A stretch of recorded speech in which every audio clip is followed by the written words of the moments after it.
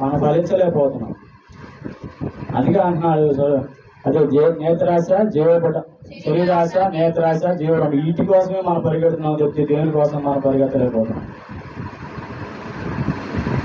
మరి ముఖ్యంగా మనం చేసుకోవాల్సింది అంటే మనస్సుని గురించి. మనసు అనేది చాలా ముఖ్యమైనది. హృదయం అన్నిటికంటే మోసకరమైనది, అది ఘోరమైన వ్యాధి కలది. దాని గ్రహింపుట ఎవరికి సాధ్యము? అలాంటి మనసుని మనం ఏం చేయాలంటే దేవుని కొరకు చెప్పుకునే వారిగా ఉండాలి. దినాన్ని చూడండి. లోకాసు వార్త 15వ అధ్యాయము 11-12 వచనాలు చదవండి.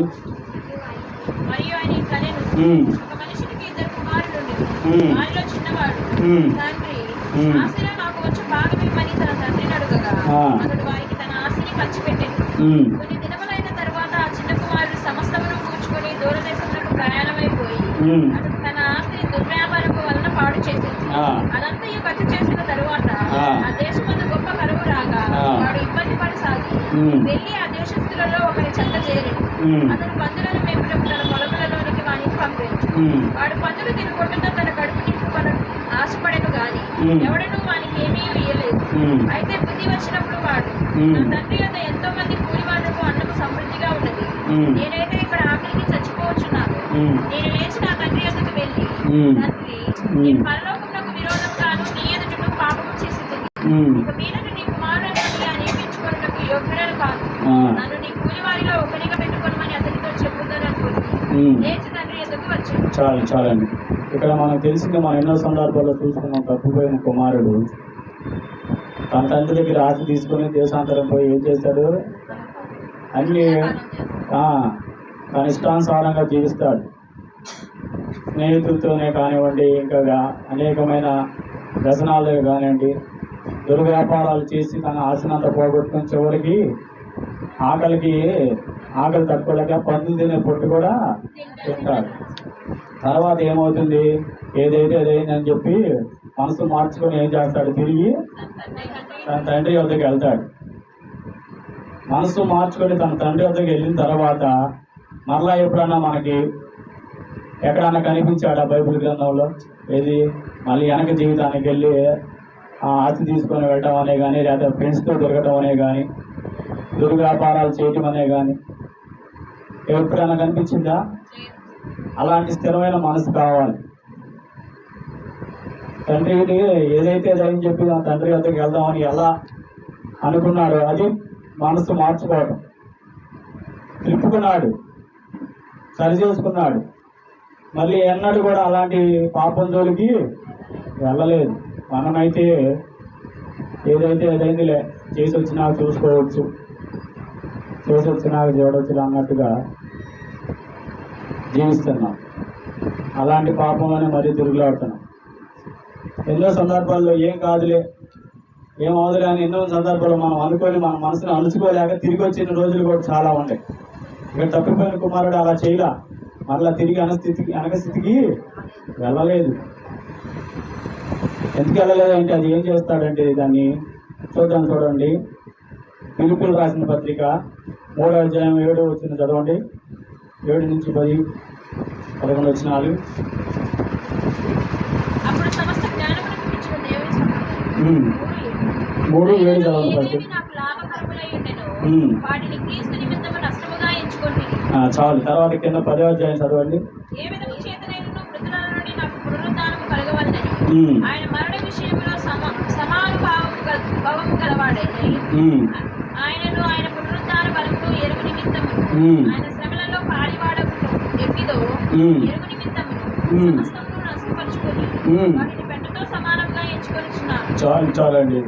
ఇక్కడ ఏం చేస్తున్నాడంటే సమస్తాన్ని వెంటగా ఎంచుకున్నాడు కనుక మరలా తిరిగి అలాంటి దాని జోలికి పోలేదు. మనమైతేనా అక్కడ లాభం వస్తుంది అంటే చాలు, దేవుని సన్నిధి కూడా విడిచిపెట్టి పరిగెడుతూ ఉంటాం. మనకి ఏది వస్తుందంటే చాలు, మనకి ఆశ ఎక్కువ.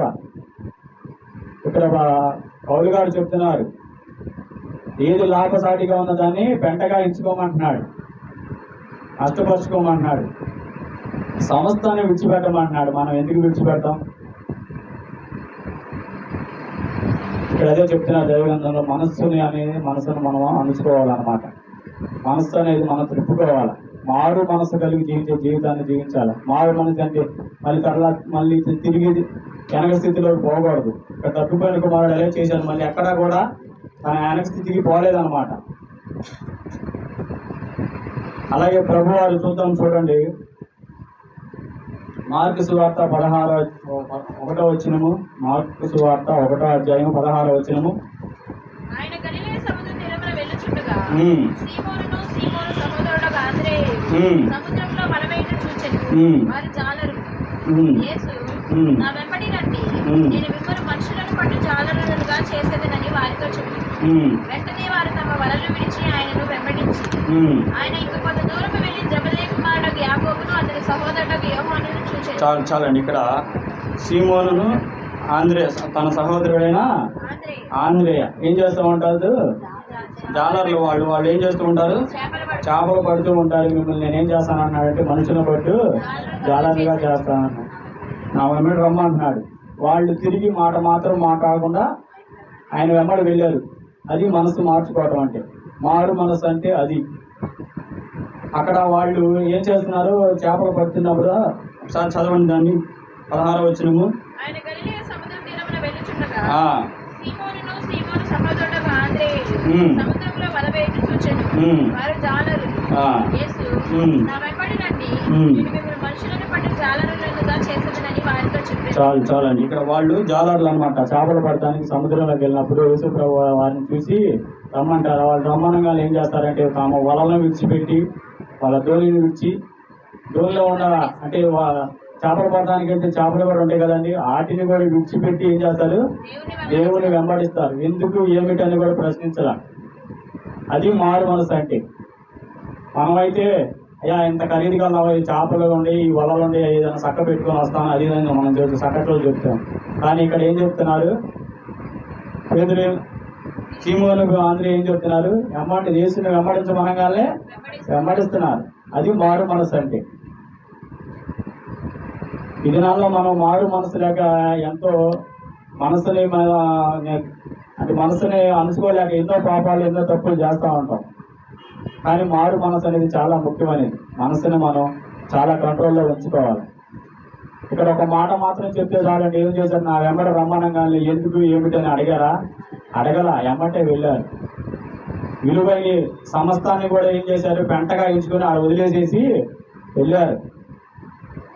అవి అక్కడ ఉన్నాయనుకో మళ్ళీ వెళ్తా ఉంటారనమాట. మళ్ళీ వెళ్తామని ఆలోచన కూడా లేదనమాట. సమస్తాన్ని విడిచిపెట్టారు. వాటిని ఏం చేశారు? పెంటగా ఎంచుకున్నారు కాబట్టి మళ్ళీ వాటి జోలి పోలేదు. అలాగే కొంచెం ముందుకెళ్తే ఇంకేం చూద్దాం చూడండి. వెంటనే 18వ వచనము.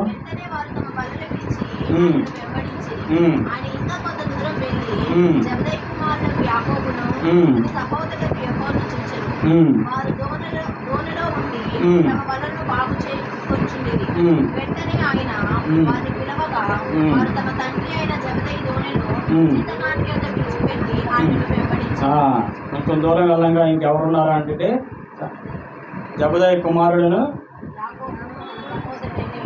యోహాను. వీళ్ళందరూ ఏం చేస్తూ ఉంటారంటే, వలలు సముద్రానికి వెళ్ళి వలలు అన్ని శుభ్రం చేసుకుంటా ఉంటే జీతగాళ్ళు ఉంటారు. వాళ్ళు వలలు శుభ్రం చేసుకుంటా ఉన్నప్పుడు నా వెంబడి రమ్మనంగా ఏం చేశారంటే, జీతగాళ్ళను సైతం కూడా విడిచిపెట్టేసేసి ఆయన వెంబడించారు. ఇక్కడ సముద్రం చేపలు అన్నవి మామూలు సముద్రంలో వేట అన్నది చాలా సులువు కాదండి. ఎంతో కష్టంతో కూడుకున్నది. సముద్రం నుంచి చేపలు వస్తున్నాయి అంటే ఏ విధంగా వస్తున్నాయి, వాళ్ళు ఎంత ప్రయాసపడితే వస్తున్నాయి తెలుసా మీకు? సముద్రంలోకి వెళ్ళి వాళ్ళకి వీళ్ళు ఉంటారన్నమాట. వాళ్ళకి ఏంటంటే వాళ్ళ నిజాపట్నంలో మనం చూస్తూ ఉంటాం ఎన్నో సందర్భాలు. ఏంటంటే వాళ్ళకి అధికారులు ఉండి వాళ్ళకి ఇంత ఇచ్చి వాళ్ళని కూలి వాళ్ళని పంపిస్తారు లోపలికి. వాళ్ళు వెళ్ళి వచ్చిన తర్వాత వాళ్ళకి ఇంత జీతాన్ని ఇస్తూ ఉంటారు. వీళ్ళు లాభాన్ని వీళ్ళు పొందుతారు. కష్టపడేది వీళ్ళు, నష్టపోయేది వాళ్ళు. వాళ్ళకి తగ్గ ఫలితాన్ని అయితే కానీ లాభాలను ఎవరు. కానీ వాళ్ళు ఎంత రిస్క్తో కూడుకుంటారంటే తెలుసా? ఒక సముద్రంలో పోయినప్పుడు, ఒక సముద్రంలో పడవలో వెళ్ళినప్పుడు ఇక అది చేపలు పడటానికి అప్పుడప్పుడు వాళ్ళకి అంతరాయాలు కలుగుతూ ఉంటాయి. ఎలాంటి ఆ వలలోకి ఎక్కడైనా చిక్కుపోవటం కానీ, ఆ ఫ్యాన్లు కూడా ఒకసారి చిక్కుపోతూ ఉంటాయి. వాళ్ళల్లో ఈతగాళ్ళు గజేతగాళ్ళు ఉంటారు. ఆ గజేతగాళ్ళు ఒకళ్ళు ఇద్దరు ఉంటారు ఒక పడవకి. వాళ్ళు దాని ప్రాణాలు సైతం లెక్క చేయకుండా ఏం చేస్తారంటే సముద్రంలో దూకి ఆ వలని కోసి విడిపిస్తారనమాట. అలా ప్రాణాలు సైతం లెక్క చేయకుండా వాళ్ళు ప్రాణాలకి తెగించి మనకి అలాంటి పనులు చేస్తూ ఉంటారు. ఇక్కడ అలాంటి విలువ గల వాటిని కూడా వాళ్ళు ఏం చేస్తున్నారంటే విడిచిపెట్టి దేవుని వెంబడిస్తున్నారు. మాట మాత్రం చెప్పిన వాళ్ళు చాలు ఆయన్ని వెంబడిస్తున్నారు. మనమైతే ఏం చేస్తాం, ఇంత విలువ గల్లాయి కాబట్టి వాటిని జాగ్రత్త చేసుకొని వస్తాంలే అని చిన్న ఆలోచన చేస్తాం. నేనైతే చేస్తాను ఆలోచన, జాగ్రత్త చేయడం. అది మారు మనసు కాదు. చెప్పిన మాట వెంటనే ఏం చేశారు, ఆయన్ని వెంబడించారు. పొలాలను విడిచిపెట్టారు, కూలి వాడిని విడిచిపెట్టారు, తండ్రిని కూడా విడిచిపెట్టి బయలుదేరారు, యేసుని వెంబడించారు. అది మారు మనసు అంటే. నేను ఈ దినాల్లో ఎలా ఉన్నాం, ఏ విధంగా జీవిస్తున్నాం? ఒక మారు మనసు కలిగిన జీవితం జీవించలేకపోతున్నాం. చూడండి 1వ రాజుల గ్రంథము 19వ అధ్యాయము 19వ వచనము. ఇక్కడ ఎలీషా గురించి చెప్తారు. ఏలియా అతనిని పోయిన తరువాత అతనికి షాఫాతు కుమారుడైన ఎలీషా కనబడెను. అతడు తన ముందరనున్న 12 అరకల ఎడ్ల చేత దుక్కి దున్నించుచుండు. 12 అరకలను తోలుచుండెను. ఏలియా అతడు చేరబోయి తన దుప్పటి అతని మీద వేయగా అతడు ఎడ్లను విడిచి ఏలియా వెంట పరిగెత్తి, నేను పోయి నా తల్లిదండ్రులను ముద్దు పెట్టుకొని. చాలండి ఒక్క నిమిషం. ఏలియా ఇక్కడ ఏం చేస్తాడంటే వ్యవసాయం చేస్తూ ఉంటాడు. ఆ దినాల్లో మనకి ఈ ట్రాక్టర్లు ఏం లేవు, ఎద్దులతోనే వ్యవసాయం చేసేవాడు ఎలీషా. ఆ దినాల్లో అలాగే వ్యవసాయం చేసి ఎద్దులతో వ్యవసాయం చేసేవాడు. ఇక్కడ ఎలీషా యవనస్తుడు, మంచి ఆస్తిపరుడు. ప్రభు వారు వచ్చి మాట చెప్పగానే ఏం చేస్తారు, ఇక్కడ చదవని కింద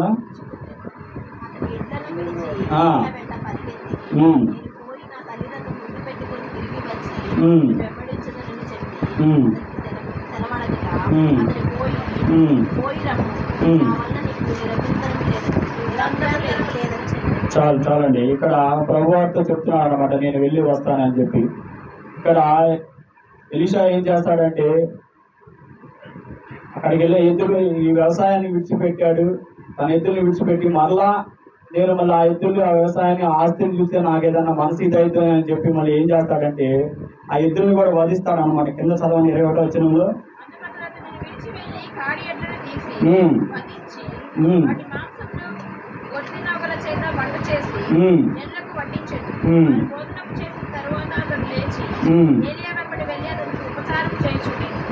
చూడండి, ఇక్కడ అంత ఆస్తి గలవాడు యవనస్తుడు అయ్యింది కూడా అప్పుడే మళ్ళీ వెనక్కి వెళితే మళ్ళీ మనసు మార్చుకుంటే ఇదైపోతానని చెప్పి తన ఉన్న ఆస్తిని ఏం చేస్తున్నాడంటే, అంటే తనకు ఉన్న ఆస్తి ఉంది, వ్యవసాయం పొలం ఉంది అని ఉన్న ఎద్దులు, మళ్ళీ ఆ ఎద్దులు చూస్తే వ్యవసాయం చేయాలని ఆలోచన కలిగిదిగా అని ఆ ఎద్దులు ఏం చేస్తాడంటే ఇక్కడ వధిస్తాడు అనమాట. వధిస్తాడు. అప్పుడు ఆ వెనకటి స్థితి ఉండదుగా, మళ్ళీ ఆ వెనక చూపు ఉండదుగా, ఆలోచన ఉండదుగా, ఆ తలంపులు ఉండవు కదా. అలా మనం ప్రతిదీ విడిచిపెట్టుకొని ఏం చేయాలంటే దాన్ని మనకి లాభసాటిగా ఏది ఉందో దాన్ని మనం ఏం చేయాలంటే దాన్ని వెంటగా ఎంచుకోవాలి. నష్టపరుచుకున్న బాధలేదు, నష్టపరుచుకొని సమస్తాన్ని విడిచిపెట్టుకోవాలి. మనకేం అవసరం లేదు ఈ దినాల్లో. దేవుని ఎందుకు మనం పూర్తిగా దేవుని మీద మనం ఆనుకున్నప్పుడు ఆయన మనల్ని ఎంతగానో ఆశీర్వదిస్తాడు. పూర్తిగా మనం ఆయన మీద మనసు నిలపలేకపోవటానే మనకి ఇలాంటి కొన్ని ఒడిదుడుకులు వస్తూ ఉంటాయి మన జీవితంలో. ఇక్కడ చూడండి యోహాను సువార్త 4వ అధ్యాయము 28వ వచనం చదవండి.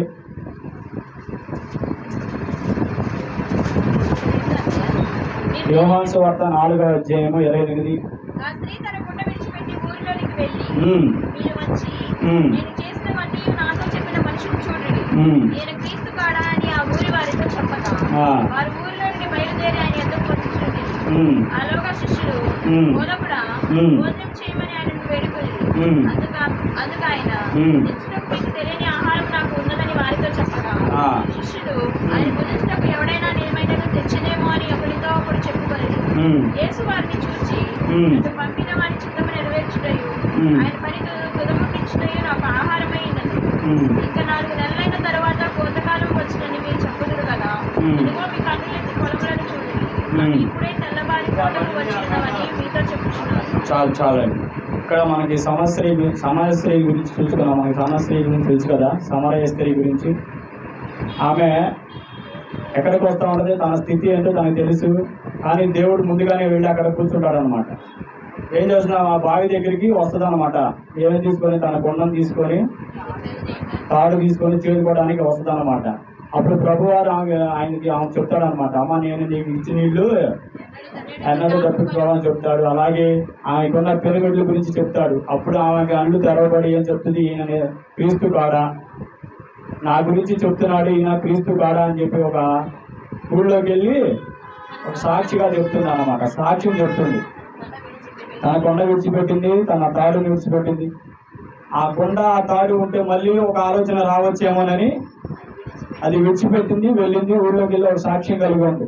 సాక్ష్యం చెప్తుంది, నా జీవితాన్ని, నా బతుకును బయట పెట్టినవాడు ఈయన క్రీస్తు కాడా అని. సమరయ స్త్రీ అయితే ఏ విధంగా వాటిని విడిచిపెట్టిందో, నీవు నేను కూడా మన పాపాన్ని విడిచిపెట్టలేకపోతున్నాం. మనకున్న ధనాన్ని అది చూసుకొని మనం అహంకారంగా అవుతాం. కొన్ని సందర్భాల్లో మనం ఉన్న మన సమస్తాన్ని విడిచిపెట్టుకోవాలి. ఇక్కడ పౌలు గారు అదే చెప్తున్నారు, సమస్తాన్ని మనం నచ్చపరుచుకోమంటున్నాడు, పెద్దగా కూడా ఎంచుకోమంటున్నారు. కానీ మనం ఏది అదే లాభంగా ఎంచుకుంటాం, దాని మీదే ఆశించి దాని మీదే మనసు నిలుపుతాం. ఈ దినాల్లో క్రైస్తవులైన నీవు నేనే ఒక సమయ స్త్రీలాగా ఒక సాక్ష్యం కలిగి జీవించాలా. తను మళ్ళీ ఎప్పుడు కూడా మళ్ళీ ఆ బావి దగ్గర కనపడిందా? కనపడలేదు. అది మారు మనసు అంటే. అలాంటి మనసు నీవు నేను కలిగి జీవించాలి. చూడండి చివరిగా మార్కు సువార్త 10వ అధ్యాయం 48వ వచనం చదవండి.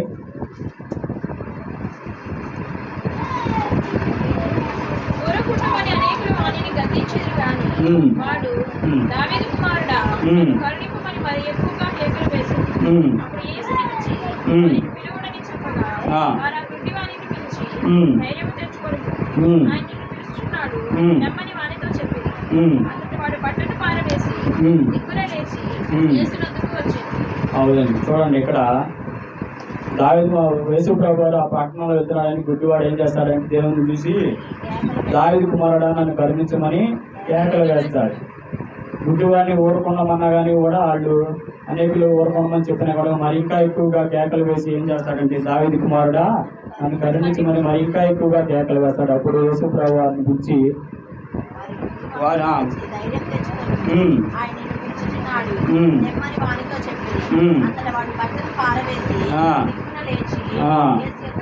చూడండి, అంత బట్ట పారవేసి దిగ్గున లేచి యేసు వద్దకు వెళ్ళాడండి.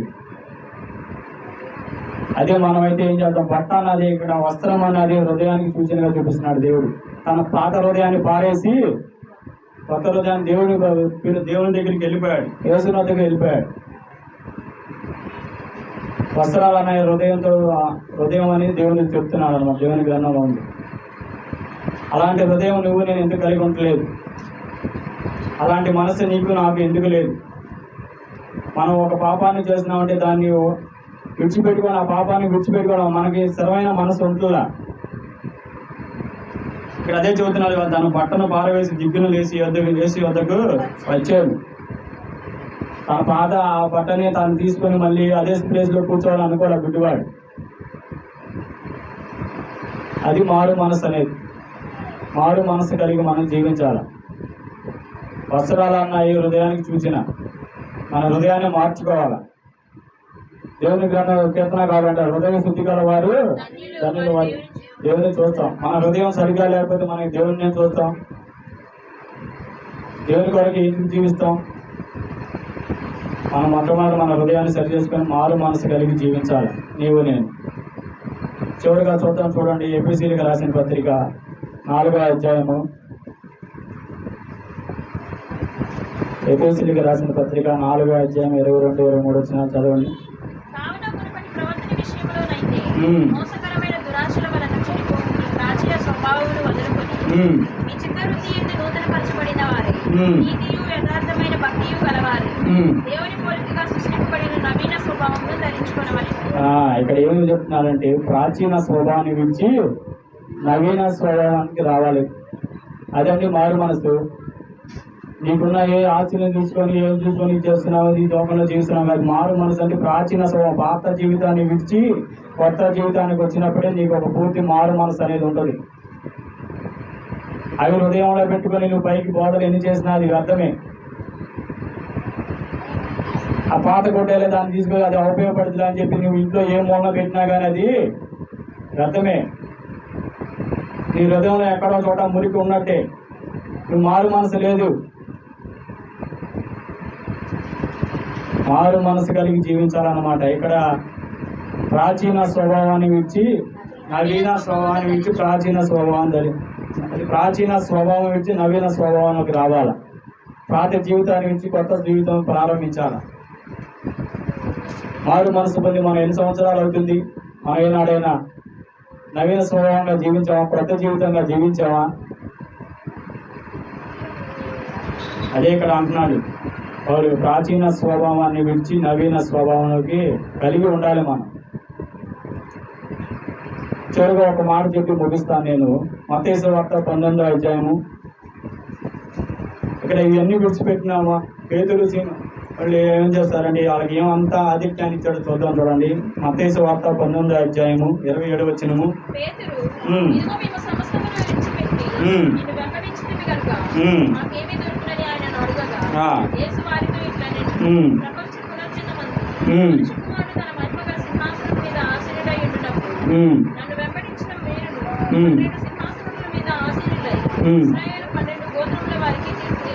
చూడండి ఏం చెప్తున్నాను. నువ్వు విడిచిపెట్టాల్సి వీళ్ళు విడిచిపెట్టినా ఏం చేయాలని ప్రభు వారిని అడిగినప్పుడు, తన వలలో అన్ని విడిచిపెట్టినాక వాళ్ళకి ఒక ఆలోచన వచ్చి మేము ఏం చేయాలని అడిగినప్పుడు ప్రభు వారి అంత ఆధిక్యాన్ని ఇస్తాడండి. ఇక్కడ ఏం చెప్తున్నాడు? ఇక్కడ 12 గోత్రాలకు తీర్పు తీర్చే అధికారినిగా చేస్తాడు. మనం అనుకుంటాం మనకేం జరుగుతుందిలే, మనకేం మేలు పొందుతున్నాం అనుకుంటున్నామేమో. మనం మారు మనసు పొందినప్పుడు ప్రభు వారిని అడగవచ్చు, తప్పులేదు. ఇక్కడ అడుగుతున్నారు పేతురు సింహం ఏమని, అయ్యా మమ్మల్ని విడిచిపెట్టి రమ్మన్నా మాకేంటంటే ఇక్కడ ఏం చేస్తుంది, ఎంత ఆధిక్యాన్ని ఇస్తున్నాడంటే. ఇంకోసారి చదవండి.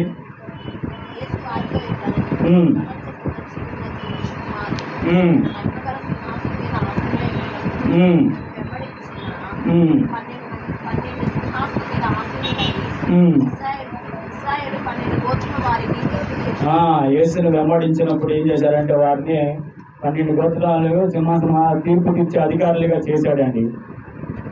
నీవు నన్ను కూడా దేవుడు వాడుకుంటాడు. మానవ మనసు కలిగి జీవించినప్పుడు నిన్ను నన్ను ఏదో ఒక రీతిగా వాడుకుంటాడే. అది మీకు అర్థం కాదు. ఇక్కడ ఎలాగా తీర్పు తీర్చే అంత అధికారులుగా దేవుడు చేశాడు వాళ్ళని యేసుని వెంబడించినప్పుడు. నీవు నేను ఎందుకని యేసుని వెంబడించట్లేదు, యేసు కొరకు జీవించట్లేదు, మారు మనసు కలిగి జీవించలేకపోతున్నాం. మారు మనసు కలిగి జీవించినప్పుడు మనం ఎన్నో అద్భుతాలు చూద్దాం, ఎంతో ఆధిక్యతను పొందుతాం అన్నమాట. ఇక్కడ అదే అన్నారు పౌలు గారు. ఏం చెప్పారు? ఈ సమస్తాన్ని మనం ఏం చేయమన్నాడండి? నష్టముగా ఎంచుకోమన్నాడు. ఇంకోటిగా పెంటగా కూడా ఎంచుకోమన్నాడు. అప్పుడు దాన్ని మనం అసహించుకున్నప్పుడు, ఇప్పుడు మనతో కూర్చున్నాం, మనం ఏదైనా ప్లేస్లో కూర్చున్నాం, అక్కడ పక్కన ఏదైనా బ్యాడ్ స్మెల్ వస్తుంది అనుకో, కూర్చుంటాం, అక్కడ చీయని చేదరించుకొని లేచి వెళ్ళిపోతాం. అక్కడే అట్లా కూడా మనం ఏదన్నా మనం పాపం అనేది చేస్తున్నామంటే అది మనం చేదరించుకొని లేచి వెళ్ళేవారిగా ఉండాలి. అది పెంటగా ఎంచుకోవాలి. అలా ఎంచుకోలేక దాంతో మనం పాలు పొందులు పొందుతున్నాం కాబట్టి మనం ఫలించలేకపోతున్నాం, మన ఆశీర్వాదం చూడలేకపోతున్నాం అన్నమాట. ఈ దినాల్లో నేను చెప్పేది ఏంటంటే, ఉదయకాల సమయంలో మారు మనసుకు తగిన జీవితాన్ని మనం జీవించేవాడిగా ఉండాలి. ఇక్కడ ఏ విధంగా అయితే వాళ్ళు తప్పిపోయిన కుమారుడు తన తండ్రి వద్దకు తిరిగి ఎలా ఏ విధంగా వెళ్ళాడు, మనసు మార్చుకొని ఏదైతే అదైంది అని చెప్పి వెళ్ళినప్పుడు ఎంత ఆధిక్యాన్ని ఇచ్చాడు, మళ్ళీ ఒక అధికారాన్ని ఇచ్చాడు కుమారుడికి. ఇక్కడ ఆంధ్రేయ శ్రీమూలి వాళ్ళు వరలగిచ్చి చేసి వెంబడించుకున్నప్పుడు మాట మాత్రం ఏంది ప్రభా ఎందుకని అడగకుండా వెంబడించినప్పుడు వాళ్ళని ఏం చేశాడు? రాజులు అధికారాన్ని ఇచ్చాడు అన్నమాట. తీర్పు తీర్చే అధికారులుగా చేశాడు. సింహాసనం మీద కూర్చునే అధికారాన్ని ఇచ్చి, సింహాసనం అంటే అధికారం తీర్పు తీర్చే రాజులుగా చేశాడు. ఎందుకు ఏంటని అడగల, యేసును వెంబడించామన్నాడు, వెంబడించారు. కానీ మనం అయితే ప్రశ్నిస్తాం ఈ దినాల్లో, ఈ మధ్యాహ్నం ఉదయకాల సమయంలో నేను చెప్పేదంటే మారు మనసు తగిన జీవితాన్ని నేను జీవించాలి. మళ్ళీ ఎక్కడైనా కానీ సమరయ స్త్రీ మళ్ళీ తన కొండని తన తాడుని పట్టుకొని మళ్ళీ ఎక్కడైనా కనపడిందా? తన కొండని తన తాడిని ఎలా విడిచిపెట్టిందో ఊళ్ళోకి వెళ్ళి ఒక సాక్ష్యం కలిగి ఎలా ఉందో అలా సాక్ష్యం జీవితం నేను జీవించాలి. ఈ ఉదయకాల సమయంలో ఈ వాక్యం అందరికీ అర్థమైందండి. అందరికీ అర్థమైందని కోరుకుంటున్నాను. నా మాటలు ముగిస్తున్నాను. ప్రార్థన చేసుకుంటాను. మహాపరిశుద్ధుడా మహోన్నతుడైన నీ ఘనమైన నామానికి వందనాలు స్తోత్రాలు నా ప్రభా. అయ్యా నా ప్రభా, ఇగో మారు మనసు తగిన జీవితాన్ని మేము జీవించలేకపోతున్నాం నా ప్రభా. అయ్యా తప్పిపోయిన కుమారుడైతే నా ప్రభా మరలా తిరిగి ఏ విధంగా వచ్చాడో నా తండ్రి. అయ్యా ఏదైతే అయిందని చెప్పి తన తండ్రి వద్దకు బయలుదేరి వచ్చాడు నా ప్రభా. తన మారు మనసుకు తగిన ఫలాన్ని ఏమించాడు తండ్రి హత్తుకొని ప్రభా, ముద్దు పెట్టుకుని నా ప్రభా మళ్ళీ ఆధిక్యాన్ని ఇచ్చాడుగా నా ప్రభా. అలాగే నా ప్రభా సీమోన్ ఆంధ్రియాలో కూడా నా ప్రభా తన వలలు విడిచిపెట్టమనగానే విడిచిపెట్టి యేసుని వెంబడిస్తే ఎంత ఆధిక్యాన్ని ఇచ్చావు నా ప్రభా. అలాగే నా తండ్రి సమరస్త్రీ కూడా నా ప్రభా ఒక సాక్ష్యం కలిగి ఎలా జీవించాను నా తండ్రి. అలాంటి సాక్ష్యం కలిగే జీవితాన్ని మాకు దయచేయమని అడుగుతున్నాను నా ప్రభా. ఇలా యొక్క ఉదయకాల సమయంలో నా ప్రభా మారు మనసుకు తగిన జీవితాన్ని మాకును అందరికీ దయచేయమని ఈ యొక్క ప్రార్థన మీ పాసానికి చేర్చుకోమని యేసు క్రీస్తు పరిశుద్ధ నామములో ప్రార్థన చేసి వేడుకున్నాం తండ్రి. ఆమేన్. ఆమేన్. అందరికీ వందనాలు. మన రెండో వర్తమానంగా మన మధ్యలో జలీన్ యశ్వంత్ గారు ఉన్నారు. వచ్చి వర్తమానం అందిస్తారు.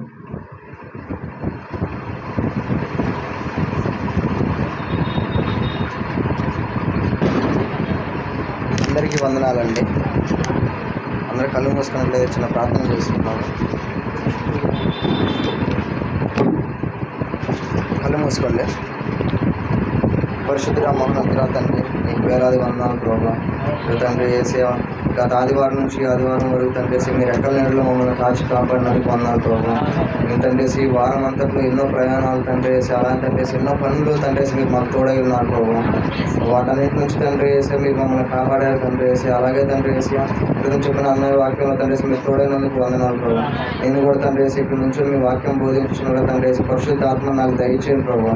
ఏ విధంగా చెప్తే తండ్రి మీ పిల్లలకు అర్థమైందో తండ్రి ఆ విధంగా చెప్పలాగా నేను చెప్పలాగా నాకు సాయం చేయమని ఈ చిన్న ప్రార్థన మీ ప్రార్థన చేర్చుకోమని నజరుడైన యేసుక్రీస్తు నామములో అడిగి ప్రార్థిస్తున్నాం తండ్రి. ఆమేన్. పోయిన వారం మనం ఏం వాక్యం చెప్పుకున్నాం ఎవరికైనా గుర్తుందండి? సిద్ధపాటు. దేనికి మనం సిద్ధంగా ఉండాలి?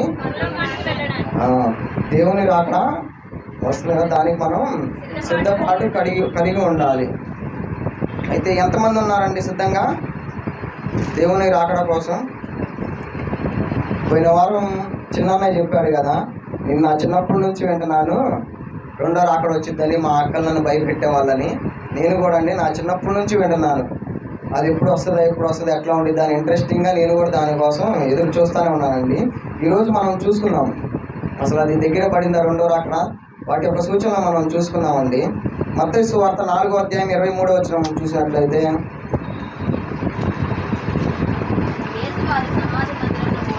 యేసు వారు సమాజ మందిరంలో బోధించుచు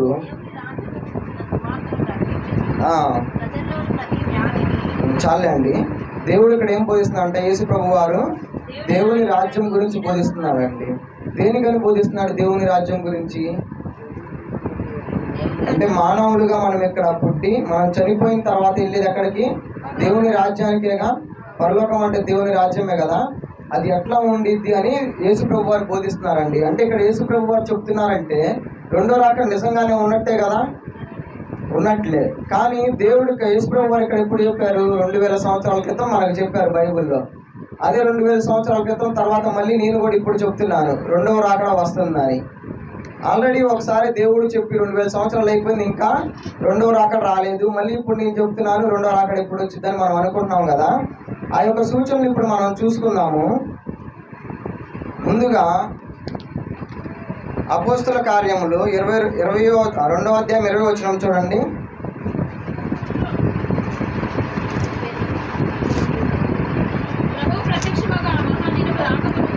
రాకమునుపు సూర్యుడు చీకటిగాను.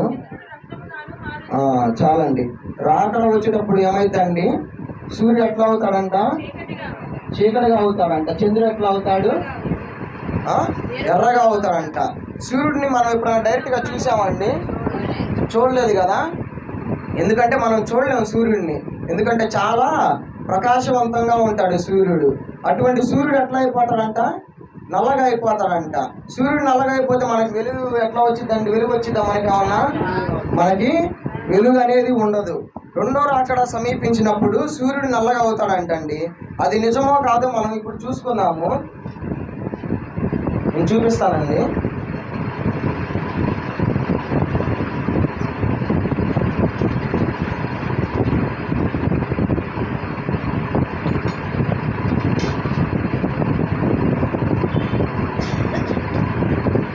ఎవరన్నా సూర్యుడు గురించి ఎప్పుడన్నా ఎవరన్నా విన్నారా అండి? అంటే సూర్యుడి మీద నల్ల మచ్చలు పడుతున్నాయి అని ఎవరన్నా చదువుకున్న వాళ్ళు విన్నారా? ఇప్పుడు చూడండి ఒకసారి, సూర్యుడి మీద నల్ల మచ్చలు పడుతున్నాయి అంటే నల్లగా అవుతున్నాడు అనే దానికి ఇక్కడ సూచన ఒకటి చూపిస్తున్నారు మనకి. లైట్ ఆపేస్తే కార్ వస్తుంది, కనిపిస్తుందా అండి చూడదాకా?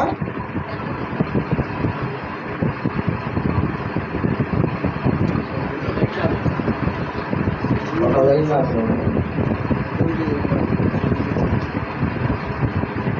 కనిపిస్తున్నారా?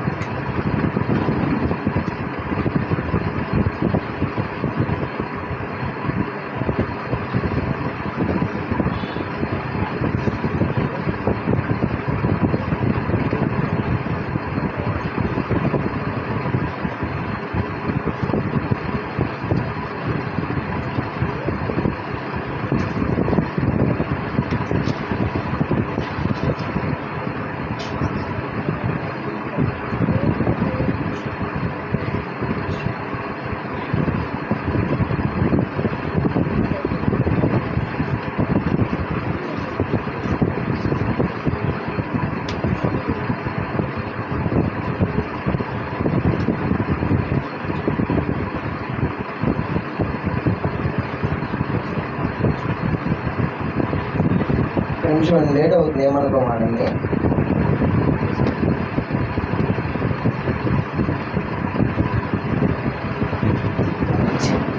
చూపిస్తున్నాడు ఇక్కడ చూడండి, దీంట్లో చూపిస్తున్నాడు మీకు సూర్యుడు మొత్తం నల్ల మచ్చలు ఉంటాయి. అక్కడ మీకు యారో మార్క్స్ పెట్టి కూడా చూపిస్తూ ఉంటాడు. సూర్యుడి మీద నల్ల మచ్చలు పడుతున్నాయి అంట. ఇప్పుడు మనం ఏం చదువుకున్నాం బైబిల్లో?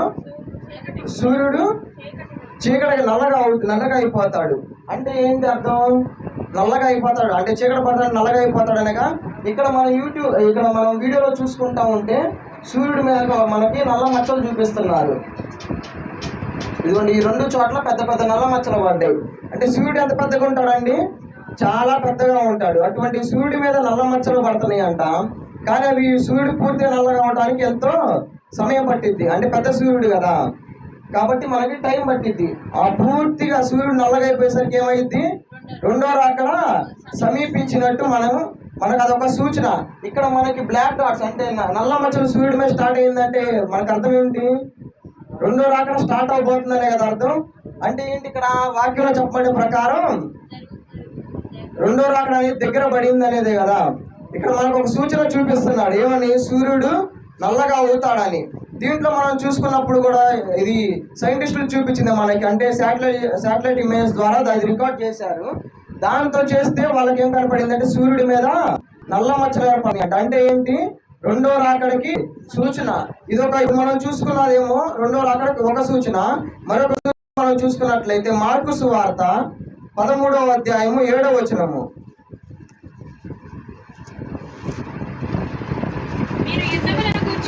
మీరు యుద్ధములను గూర్చి యుద్ధ సమాచారములను గూర్చి వినినప్పుడు కలవరపడకుడి, అది జరగవలసినవి కానీ అంతము వెంటనే రాదు. ఇక్కడ రెండో సూచన ఏంటండి? యుద్ధాలు జరుగుతాయి అంటండి. మనం రీసెంట్గా విన్నాం ఏ దేశాలకు యుద్ధాలు జరిగినాయి? ఇస్రాయేల్ కను హమాస్కి యుద్ధాలు జరుగుతున్నాయా లేదా? అలానే దానికి ముందు కూడా రష్యాకి ఉక్రెయిన్కి భయంకరమైన యుద్ధం జరిగిందని. ఇప్పుడు కూడా యుద్ధాలు ఆగిపోలేదు, ఇంకా యుద్ధాలు కొనసాగుతానే ఉన్నాయి. క్రితం మనకి రెండో ప్రపంచ యుద్ధం గురించి తెలుసా అండి అందరికీ? అప్పుడు జరిగిన యుద్ధంలో హిరోషిమా నాగసాకి అనే పట్టణాల మీద బాంబులు వేస్తే ఇప్పటి వరకు కూడా అక్కడ కనీసం గడ్డి కూడా మొలవలేదు. అటువంటి భయంకరమైన యుద్ధం అంతకుముందు జరిగింది. అదే ఇప్పుడు యుద్ధాలు జరిగితే ఎట్లా ఉండిద్దండి? ఇంకా భయంకరమైన మారణాయుధాలు ఈ ప్రపంచ దేశాలు అంటే వాళ్ళ యొక్క మిలిటరీ ఫోర్సెస్ దగ్గర ఉన్నాయి. అవి పొరపాటున వాళ్ళు యుద్ధాల్లో ఉపయోగిస్తే ఏమైతే తెలుసా, ఈ భూమి అనేది నాశనం అయిపోయిందండి. అటువంటి భయంకరమైన మారణాయుధాలు ఉన్నాయి. ఇప్పుడు మనకి జరుగుతున్న ఈ రష్యా ఉక్రెయిన్ యుద్ధాలు కానీ, లేదా అలానే ఇస్రాయేల్కి హమాస్ జరుగుతున్న యుద్ధాలు కానీ రెండో రాకడికి సూచన కాదా? సూచన. ఇక్కడ బైబిల్లో చెప్పబడిన ప్రకారం ఏం జరిగింది? యుద్ధాలు జరుగుతాయండి. ఇంకా మనం ఎన్నో యుద్ధాలు మనం చూడాలి. ఇవి ఇంకా స్టార్టింగే. ఇక్కడ రెండో రాకడ సమీపిస్తుందనటానికి ఈ యుద్ధాలు కూడా మనకి ఒక సూచన. ఇప్పుడు 2 సూచనలు చూసుకున్నాం. 3వ సూచనగా మనం చూసుకుందాం. ప్రకటన గ్రంథము 16వ అధ్యాయము 12వ వచనం చూసినట్లయితే,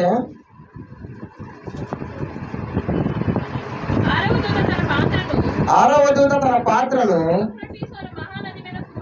యూఫ్రటీస్ అనే మహానది మీద కుమ్మరింపగా తూర్పు నుండి వచ్చి రాజులకు దాని నీళ్లు ఎండిపోయాయి. యూఫ్రటీస్ నది తెలుసా అండి? యూఫ్రటీస్ నది అందరికి తెలుసా? ఆదికాండం చూడండి. ఆదికాండం 2వ అధ్యాయం 15వ వచనం చూడండి.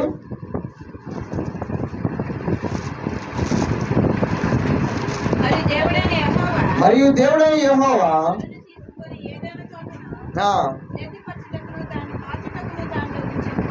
దానిలో ఉంచెను ప్రతి వృక్ష ఫలములను.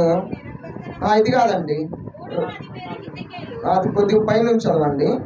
మరియు ఆ తోటను తడుపుటకు ఏదెన్లో నుండి ఒక నది బయలుదేరి 10వ వచనం నుంచి బయలుదేరి అక్కడ నుండి చీరిపోయి 4 శాఖలాయను. మొదటి దాని పేరు పీషోను.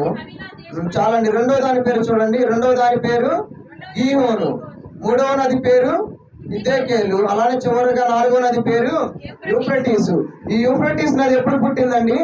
దేవుడు ఏదేను తోటను చేసినప్పుడు ఆ తోటను తడపడానికి, అంటే ఇప్పుడు మనకి పంటలు పండాలన్నా కానీ తడుపుతూ ఉండాలి కదా వాటిని నీటితో. ఆ తోటను తడపడానికి ఒక నది పారేలాగా చేశాడంట. ఆ నది 4 శాఖలుగా విడిపోతుంది. ఆ 4 శాఖలుగా విడిపోయే వాటిల్లో 4వ నది యూఫ్రటీస్ నది. ఈ నది ఆదికాండం మొదటిగా, అంటే ఫస్ట్ నది కదా యూఫ్రటీస్ నది, అంటే మొదటిగా పారిన నదుల్లో ఇది కూడా ఒకటి. అటువంటి నది ప్రకటన గ్రంథం అంటే చివరికి వచ్చేసరికి ఏమవుతుంది? ఎండిపోతుందంట. అది అంటే రెండో రాకడికి సూచనగా ఏంటంటే యూఫ్రటీస్ నది ఎండిపోయింది. అది ఎండిపోతుందా లేదా అనేది కూడా మనం చూద్దాము.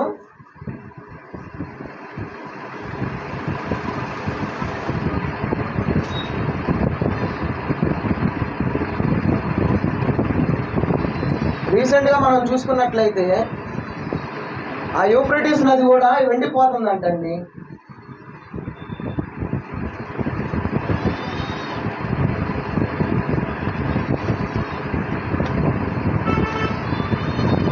ఇదిగోండి ఇక్కడ చూపిస్తున్నారు కదా, ఇక్కడ కనపడే నది యూఫ్రటీస్ నది.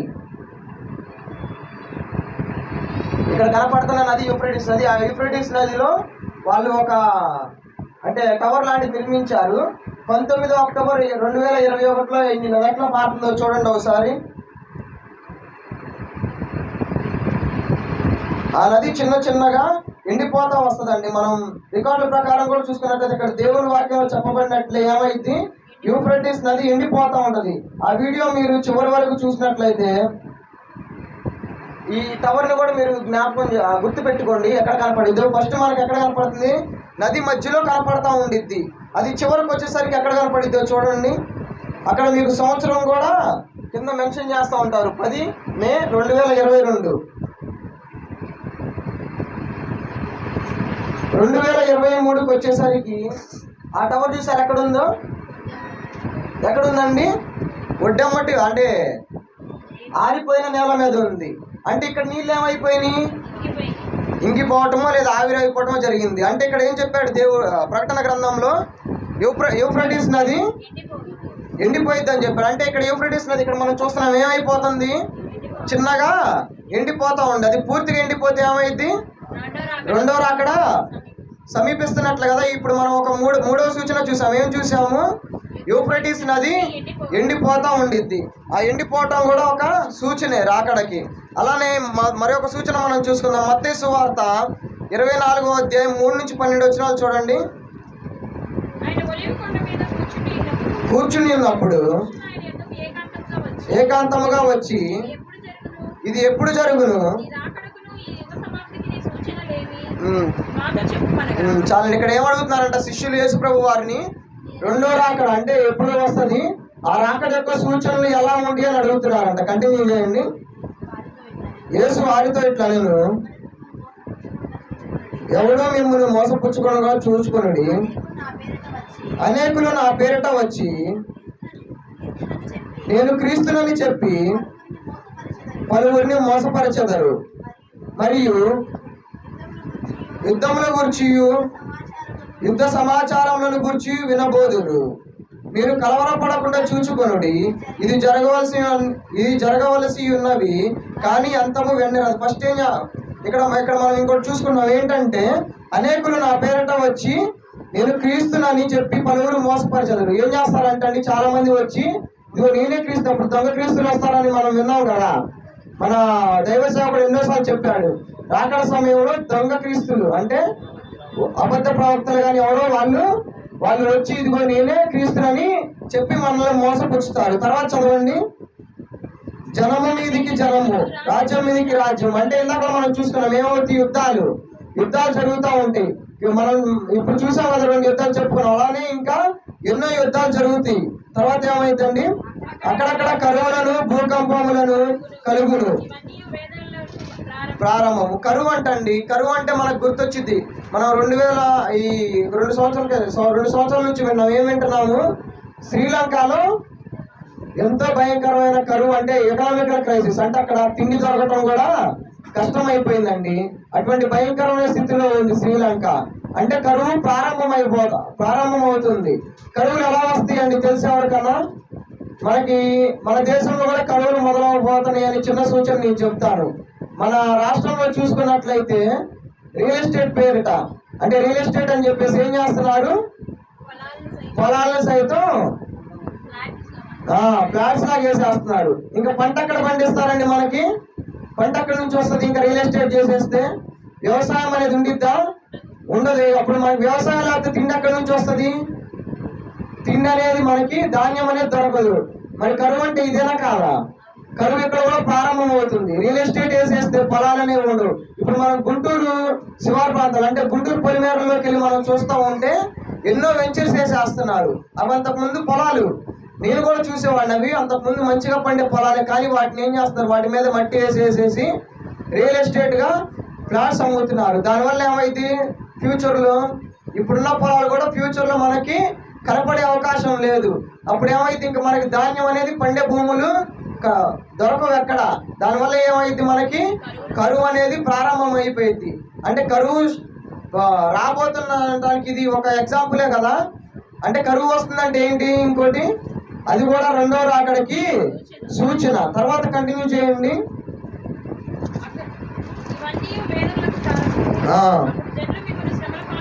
శ్రమల పాలు చేసి చంపేదాడు. ఇక్కడ ఏమైందంటండి, జనులు మిమ్మల్ని శ్రమలు పాలు చేసి చంపేదారు అన్నారంటే, అంటే క్రైస్తవులు ఏం చేస్తారంటే జనాలు చంపేస్తారంటండి. మనం చూసే మణిపూర్ ఘటన ఏంటండి? క్రైస్తవులు బతకనిస్తున్నారా? అక్కడ బోధ జరగకూడదు అంటున్నారు. వీడియోస్ ఉన్నాయి కానీ చూపించడానికి టైం లేదండి. అక్కడ బోధ అనేది జరగకూడదు. మందిరాలని ధ్వంసం చేస్తున్నారండి. ఇక్కడే కాదు, మణిపూరే కాదు, ప్రపంచంలో ఎన్నో చోట్ల మందిరాలని ధ్వంసం చేసేస్తున్నారు. మందిరంలో ఉన్న ఆ శిలువల్ని కానీ లేదా టేబుల్స్, కూర్చునే టేబుల్స్ కానీ వాటన్నిటిని తగలేస్తున్నారు. మందిరాలని బాంబులతో పేల్చేస్తున్నారండి. మణిపూర్ ఘటన ఎంతో భయంకరమైనది, అవునా కదా? మన భారతదేశంలోనే ఎంతో దారుణమైన ఘటన మణిపూర్ ఘటన.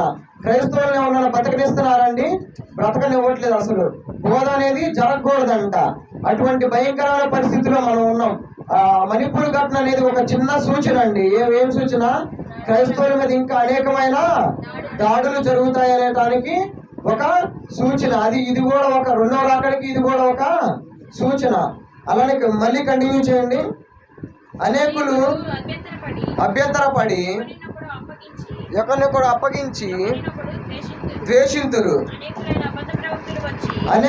అనేకులైన అబద్ధ ప్రవక్తలు వచ్చి పలువురిని మోసపరిచేది. అబద్ధ ప్రవక్తలు అండి, ఎంతమంది అబద్ధ ప్రవక్తలు ఉన్నారండి? ఇప్పుడు మేము స్వస్థతలు చేస్తాము అని చెప్పేసేసి ఎంతో భయంకరంగా మన క్రైస్తవ్యాన్ని ఎంతో హీనస్థితికి తీసుకెళ్ళిపోతున్నారండి. ఎన్నో మీరు చూసుంటారు యూట్యూబ్ లో. ఎట్లా చేస్తున్నారు అబద్ధ ప్రవక్తలు? దయ్యాల్లో వదిలిస్తామని వాళ్ళ మీద కచ్చి విసిరేయటం, అలానే వాళ్ళ మీద నీళ్లు చల్లుతా ఉంటే ఆ యొక్క వ్యక్తి డాన్సులు చేస్తూ ఉంటే ఎంతో అవమానకరంగా ఉంటుంది క్రైస్తవ్యానికి. అవునా కాదా? వీళ్ళందరూ ఎవరు? అబద్ధ ప్రవక్తలు. అవునా కదా? అబద్ధ ప్రవక్తలే కదా వీళ్ళు. వీళ్ళు ఏం చేస్తున్నారు? దేవుని యొక్క నామాన్ని దూషిస్తున్నారు, అవమానపరుస్తున్నారండి దేవుని యొక్క నామాన్ని. ఇది కూడా రెండవ రాకడికి ఒక సూచన. అలానే ఇంకా కంటిన్యూ చేయండి. అక్రమము విస్తరించుట చేత అనేకుల ప్రేమ చల్లారును, అంతము వరకు సహించిన వాడెవడు వాడే రక్షింపండి. ఎవరు రక్షింపబడతారంట? అంతము వరకు. ఇవన్నీ ఈ యుద్ధాలు కానీ లేదా ఈ అబద్ధ ప్రవక్తల బారిన పడకుండా నీతిగా బ్రతికే వాళ్ళు కానీ, అంటే ఇప్పుడు మనం చూసుకున్న వాటన్నిటిని వీటి బారిన పడకుండా ఉండేవాళ్ళు ఎవరైతే వీటిని అన్నింటిని సహిస్తారో వాళ్ళే రక్షింపబడతారంట. ఇప్పుడు మన మణిపూర్ ఘటన మన ఆంధ్రప్రదేశ్ లోనే జరిగితే మీరందరూ ఎంతమంది నిలబడతారండి? నిజమైన క్రైస్తవులండి ఎవరు నిలబడతారా? క్రైస్తవుని చంపేస్తున్నారు అంటే మనం క్రైస్తవులు అని చెప్పుకుంటామా? చెప్పుకోము. వెంటనే ఒక బొట్టు పెట్టుకొని బయట తిరుగుతూ ఉంటాం. అవునా కాదా? అది కూడా ఆ యొక్క వాటిని కూడా మనం సహించి నిలబడితేనే రక్షింపబడతారంటండి. మనం బైబిల్లో చూసుకున్నాం. శివన్ ఏమయ్యారు? దేవుని కోసం రాళ్లతో కొట్టబడి చంపబడ్డాడు. దానివల్ల ఏమైంది? అతను పరలోకానికి వెళ్ళాడా లేదా? ఖచ్చితంగా తను పరలోకానికి వెళ్ళాడు. మనం కూడా ఆ యొక్క శోధనని భరిస్తేనే, అంటే వాళ్ళు ఇప్పుడు మనం ఒప్పుకుంటే, మనం నిజమైన క్రైస్తవుడు అని ఒప్పుకొని ఆ యొక్క శోధనను భరిస్తే మనకేముండిద్ది? పరలోక రాజ్యం ఉండిద్ది. ఎప్పుడు ఉండిద్ది? రెండో రాకడ తర్వాత పరలోక రాజ్యం అనేది ఉండిద్ది. రెండో రాకడ వచ్చే సమయానికి నీవు నేను ఉండకపోవచ్చు, మనం చనిపోవచ్చు. అవునా కాదా? అప్పటి వరకు ఎవరు బ్రతికుండలేరు, మనం చనిపోతాము. అదే మనకి రెండో రాకడ అయితే మన మరణమే మనకి రెండో రాకడ. ఇక్కడ బైబిల్లో చెప్పబడి ఉంది. ఏమని చెప్పబడి ఉంది? ముందుగా వెళ్ళిపోయిన వాళ్ళు ధన్యులు. అవునా కాదా? ముందుగా చనిపోయిన వాళ్ళు ధన్యులు. ఎందుకంటే ఈ రెండో రాకడ వచ్చే సమయానికి ఎన్నో భయంకరమైన కరువులు కానీ లేదా యుద్ధాలు కానీ ఇవన్నీ చూడకుండా వాళ్ళు ఇవన్నీ భరించకుండా ఉన్నారు. వాళ్ళు వెంటనే చనిపోయారు కాబట్టి వాళ్ళు ఏమవుతారు? ధన్యులు అవుతారు. అదే రెండో రాకడ సమయానికి మనం కూడా అది వచ్చే ముందు మనం మరణిస్తే ఏమవుతాం? మనం ధన్యులు అవుతాం. కానీ మనం ఎలా మరణించాలి ఆ టయానికి? ఇందాక మనకి చిన్న చెప్పాడు కిషోర్ అన్న. ఏం చేయాలి? మారు మనసు పొందాలి. రెండో రాకడ వచ్చేసరికి మనం ఏమవ్వాలి? అంటే మన మరణం వచ్చేసరికి మనం ఏమవ్వాలి? మారు మనసు పొందాలి. లేకపోతే ఏమైంది? ఇక్కడ రెండో రాకడికి మనం ఉండం. అంటే ఆ ఇబ్బందులని పడవు. కానీ ఆ ఇబ్బందులను ఎక్కడ పడతాం? మనం మారు మనసు పొందకపోతే నరకంలో నిత్యం కాలుతా ఉంటామండి మనం. అది ఎంత భయంకరమైందండి. ఒక నిప్పు రవ్వ వచ్చేసి మన మీద పడితే అక్కడ గాయం అయితే ఎంత ఇబ్బంది ఉండిద్దండి. ఎంతో బాధేసిద్దండి. ఎంతో మనకి అది బాగా పెయిన్, అంటే బాగా నొప్పి కలుగు చేస్తూ ఉంటది. ఇప్పుడు కొన్ని కాలిపోయిన సంఘటనలు కొంతమందిని మనం చూస్తూ ఉంటాం. సగం కాలిపోయి ఉంటారు. వాళ్ళ అరుపులు ఎట్లా ఉంటాయండి? భయంకరంగా ఉండే. వాళ్ళ చర్మం మొత్తం వేలాడబడిపోతా, అంటే కరిగిపోయి కారిపోతా ఉండిద్ది. అంత భయంకరమైన ఆ వేడి అనేది అంత భయంకరమైనది. మనం చనిపోయిన తర్వాత నిత్యం మారిన అగ్నిలో మనం మండిపోతా ఉంటే మనకి ఎంత బాధగా ఉంటుందండి. అక్కడ ఏడ్పులు పండ్లు కొరుకుటై ఉంటుందండి. అందుకని మనం ఏమవ్వాలి? రెండో రాకడికి సిద్ధపడి ఉండాలి. రెండో రాకడికి సిద్ధపాటు లేకపోయినా లేదా మరణానికి ఏమై ఉండాలి? సిద్ధపడి ఉండాలి. దేనికని? నరకంలోనికి వెళ్లకుండా సిద్ధపాటు కలిగి ఉండాలండి. మత్తయి సువార్త చూడండి. మత్తయి సువార్త 24వ అధ్యాయం 37 నుంచి 39 చూడండి. నోవహు దినములు ఎలాగుండెనో అలాగే ఉండును. జలప్రళయమునకు ముందటి దినములలో వెళ్ళిన దినము వరకు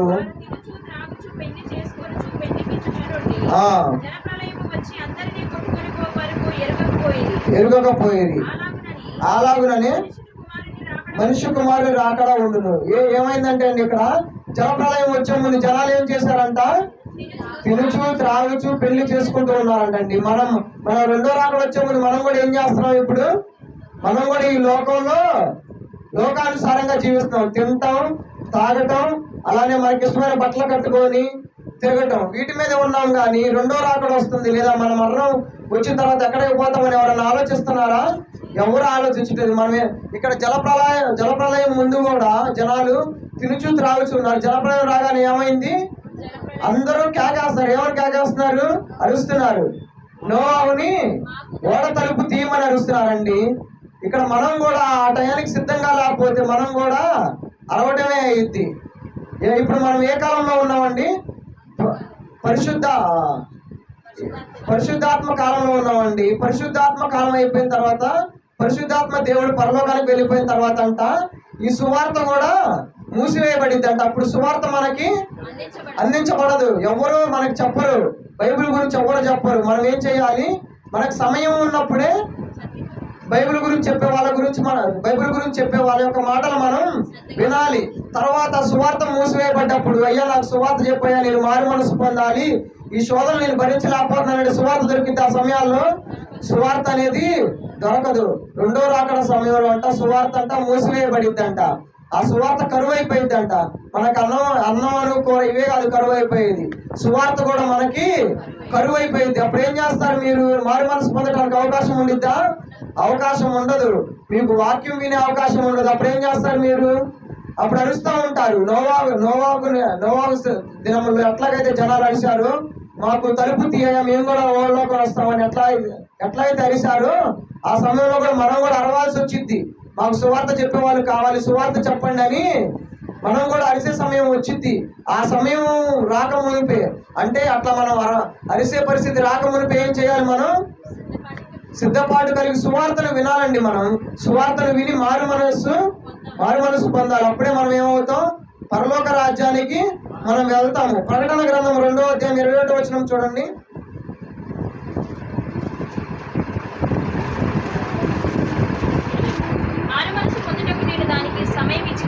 సమయం ఇచ్చింది కానీ చాలండి. ఇక్కడ దేవుడు ఏం చేస్తాడంట? మారు మనసు పొందడానికి సమయం ఇస్తాడంట. కానీ మనం మారు మనసు పొందట్లేదు. చూస్తాడు దేవుడు మనం ఎప్పుడు మారు మనసు పొందుతామని చూస్తాడు. మారు మనసు పొందకపోతే ఏం చేస్తాడు? ఒక్కసారిగా దెబ్బేస్తాడు. అప్పుడు ఏమైంది? అప్పుడు దెబ్బకి మనం కింద పడతాం. అప్పుడు దేవుడా అని మనం అరుస్తాం. ఇవి ఎంత చెప్తున్నా కానీ జనాలు ఎవరు వినరండి. చూడండి, ప్రకటన గ్రంథం 2వ అధ్యాయం 7వ వచనం చూడండి. చెవిగలవాడు ఆత్మ సంగములతో చెప్పుచున్న మాట వినును గాక. ఏమన్నాడండి ఇక్కడ? చెవిగలవాడు అంటే చెవులు ఉన్నవాడు ఆత్మ చెప్పే అంటే దేవుడు చెప్పే మాటలు వింటాడంట. అలానే ఇదే మాట 11వ వచనంలో కూడా ఉంది, చూడండి. చెవిగలవాడు వినును గాక. అలానే 17వ వచనంలో కూడా చూడండి. అలానే 29వ వచనంలో సంఘములతో ఇవే కాదండి, ఇంకా ఎన్నోసార్లు మన ప్రకటన గ్రంథంలో మెన్షన్ చేశాడు. ఏమని? చెవిగలవాడు వినును గాక. ఎందుకు? చెవులు ఉన్నవాడే వింటాడు. చెవులు లేని వాడు వింటాడా? వినడు. అందరికి చెవులు ఉన్నాయి కదా, కాబట్టి మీరు కూడా వినాలి. వింటున్నారా? వినాలి. ఎందుకంటే ఇక్కడ పర్టికులర్ మెన్షన్ ప్రకటన గ్రంథం అంటే ఏంటండి? మనకి హెచ్చరికలు ఇవన్నీ. ఆ హెచ్చరికలు ఎవరు వింటాడు? చెవి గలవాడే వింటాడు. దేవుడు ఇక్కడ పర్టికులర్గా ఎందుకు మెన్షన్ చేస్తాడంటే చెవులుండి కూడా వినని వాళ్ళు చెవులుండి కూడా వినరండి చాలా మంది. అవునా కాదా? మన సంఘంలోనే చూస్తాం, చెవులు ఉంటాయి కానీ వినరు. అవి పర్టికులర్గా చెవి గలవాడు వినును గాక అని ఎందుకు మెన్షన్ చేస్తాడంటే విని మారు మనసు పొందుతాడనే దేవుడు ఇక్కడ చెబుతున్నాడు. కానీ మనం ఏం చేస్తాం? అవి వినకుండా ఇటు విని ఇటు వదిలేస్తూ ఉంటాం, విని వదిలేస్తూ ఉంటాం. కానీ విని వదిలేయకూడదు. ఏమవ్వాలి? విని మారు మనసు పొందాలి, చెప్పబడిన వాక్య ప్రకారం జీవించాలి. అప్పుడే రెండో రాకడలో మనం ఎత్తపడతాం, పరలోకానికి వెళతాం. పోయిన వారం చెప్పాను ఏమని? సిద్ధపాటు కలిగి ఉండాలి. నువ్వు సిద్ధపాటు కలిగి ఉండాలంటే ఏం చేయాలి? ముందు వినాలి. చెవిగలవాడు వినుగాక అన్నాడు. సిద్ధపాటు కలిగి ఉండాలంటే ముందు నువ్వు వినాలి. వింటేనే కదా నువ్వు సిద్ధపాటు కలిగి ఉండేది. వినకపోతే ఏమైంది? దేవుడు అక్కడ ఎప్పుడు వస్తుందో, ఎప్పుడు మనం చనిపోతామో తెలియదు. వినకుండా మనం చనిపోతే ఏమైపోతాం? మారు మనసు లేకుండా నరకానికి పాత్రలు అవుతామండి, నరకానికి వెళ్ళిపోతాం. అది దేవునికి ఎంతో వేదన అండి. అందుకని మనం దేవునికి వేదన కలిగించకుండా రెండో రాకడ మనకి దగ్గర పడుతుంది. ఎన్నో సూచనలు మనం చూసాము. సూచనలు మన కళ్ళ ముందు కూడా ఎన్నో సూచనలు జరుగుతూ ఉన్నాయి. వాటిని మనం దృష్టిలో పెట్టుకొని ప్రార్థన చేసి మారు మనసు పొంది రెండో రాకడ కోసం సిద్ధపాటు కలిగి ఉండాలండి. మీ అందరూ కూడా రెండో రాకడ, అంటే నేను కూడా, ప్రతి ఒక్కరు రెండో రాకడ కోసం సిద్ధపాటు కలిగి ఉందాము. ప్రతి ఒక్కరికి వాక్యం అర్థమైందని కోరుకున్న యొక్క మాటలు ముగిస్తున్నానండి. ఇప్పుడు ఎవరో ఒకరు ప్రార్థన చేస్తే మనం వాక్యాన్ని ముగించుకుందాము.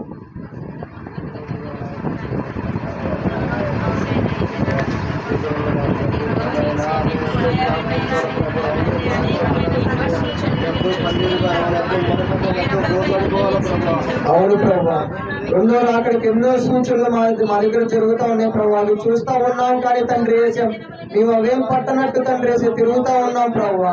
ఇదిగో ప్రభా, నోవా దినంలో ఎలాగైతే జనాలు అరిచారో ప్రభా, అలా మేము అరవకుండా చూసుకోండి ప్రభా. ఏసయ్య ఒకసారి మీరు మమ్మల్ని జ్ఞాపకం చేసుకోండి ప్రభా తండ్రి. చెవుగల వాడు వినుడుగాక అంటున్నారు ప్రభా తండ్రి.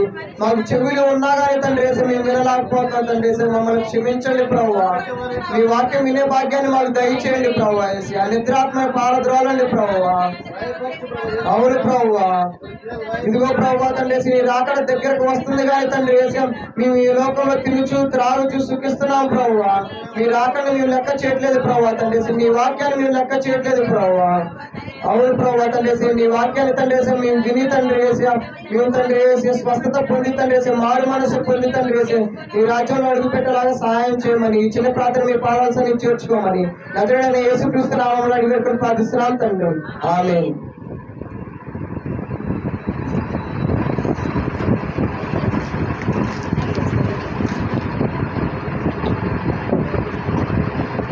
మంచి వర్తమానం అందించిన యశ్వంత్ గారి వందనాలు తెలియజేసుకుంటున్నానండి.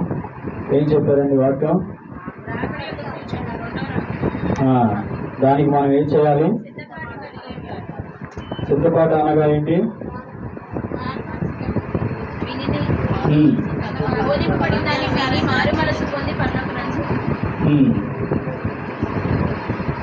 మారు మనసు పొంది అది దినాల్లో మనం అంటే క్రైస్తవుల ఒకటికే సువార్త అందుతుంది, క్రైస్తవులకే వింటున్నారా అనుకోవడం కాదు. కానీ మనం ఏం చేయాలంటే అన్నిలకు కూడా చెప్పాలి. రాకడ అంటే ఏంటి, ఎలా ఉంటుంది అని మనం అన్నిలకు కూడా చెప్పినప్పుడు వారు మన ద్వారాగా ఒక ఆత్మ రక్షించబడొచ్చాము. నేను మొన్న సందర్భాన్ని కూడా చెప్పాను మీకు. ఒక ఇద్దరు స్నేహితులు ఉన్నప్పుడు వారు తర్వాత ఏమైతాడు, వాళ్ళు చనిపోయినప్పుడు ఒక క్రైస్తవమైన స్నేహితుడు అంటే దేవుని దగ్గర ఉంటాడు, ఇంకో స్నేహితుడు ఏం చేస్తాడు, రాగా అగ్నిలో కాలుతూ ఉన్నప్పుడు ఏమంటాడంటే స్నేహితుని అడుగుతాడు, నువ్వు ఒక్క దినాలైనా సరే నాకు రాకడ గురించి చెప్పినట్లయితే నేనేం చేసేవాడిని, వినేవాడిని, మారు మనసు పొందేవాడినేమో. నువ్వు ఎందుకు నాతో చెప్పలేదయ్యా? ఇది నాన్న మంచి సువార్త అందించాడు మనకు రాకడ గురించి. అది మనం విని విడిచిపెట్టేవారు కాకుండా ఇతరులకు కూడా బోధిస్తే వారు కూడా మారు మనసు పొంది జీవించడానికి అవకాశం ఉండదు. రోజు అన్యులకు తెలియకపోవచ్చు కనుక మన స్నేహితుల్లో కానీ మన ఇరువురు కూడా ఎవరో కూడా ఉంటారు కాబట్టి మనం వారికి బోధిస్తే వారు కూడా మారు మనసు కలిగి జీవించడానికి వాళ్ళకి ఒక మార్గం అనేది ఉంటుంది. కాబట్టి మనం కూడా విని విడిచిపెట్టేవారం కాకుండా అదే వినక చెవగలవాడు విని కాగానే సెలవుస్తున్నారు, మనం విని ఉంటున్నా కానీ విడిచిపెట్టేవారు కాకుండా దేవుడి మీద పూర్తిగా అనుకోవాలన్నమాట. రాకడ గురించి మంచి వర్తమానం అందించిన మన యశ్వంత్ గారు ధన్యవాదాలు తెలియజేసుకుంటున్నానండి. అలాగే మన మధ్యలో హజరా శాస్త్రి గారు ఉన్నారు, వచ్చి వర్తమానం అందిస్తారు.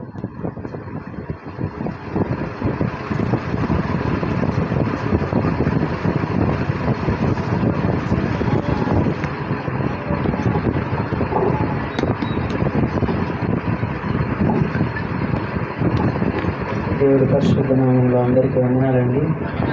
అది తలలో ఉంచుకుంటే కళ్ళు మూసుకొని ప్రార్థన చేసుకోండి.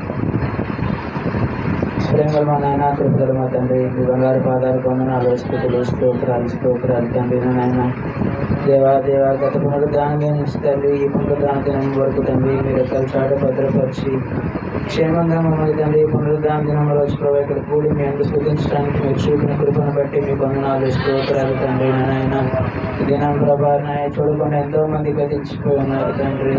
అయినప్పటికీ మీరు మాతో ఉండి మమ్మల్ని నడిపించి క్షేమంగా మమ్మల్ని ఉంచుతున్నందుకు మీ వందనాలు, స్తోత్రాలు తండ్రి. నాయన ఇంతవరకు నాయన వాక్య భాగంలోని పాటల్లోనూ మీరే తోడుగా నడిపించారు తండ్రి. ఇప్పుడు నేను ఇక్కడ నుంచొని మాట్లాడుతుండగా ప్రభా నాయన మీ నోటి పూరుగా వాడుకోమని అడుగుతున్నాను తండ్రి. నాయన పరిశుద్ధాత్మ శక్తితో నింపండి తండ్రి. నాయన బిడ్డలకి ఎటువంటి వర్తమానం కావాలో అటువంటి వర్తమానాన్ని ఇచ్చేలా సహాయం దయచేయమని అడుగుతున్నాను తండ్రి. విని వదిలేసే వాళ్ళ కాకుండా తండ్రి వారి హృదయంలో భద్రపరుచుకునే వాళ్ళగా వారికి కృప చూపించమని అడుగుతున్నాను తండ్రి. మీరే దీవించి ఆశీర్వదించమని చిన్న ప్రార్థన మీ సన్నిధిలో చేర్చుకోమని ఎదురైన యేసుక్రీస్తు పరిశుద్ధ నామములో ప్రార్థన చేసి అడిగి పెడుకుంటున్నాను తండ్రి. ఆమేన్.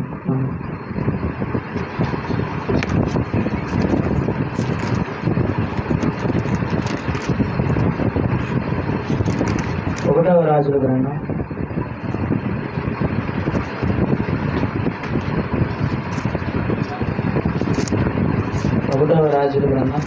21వ అధ్యాయం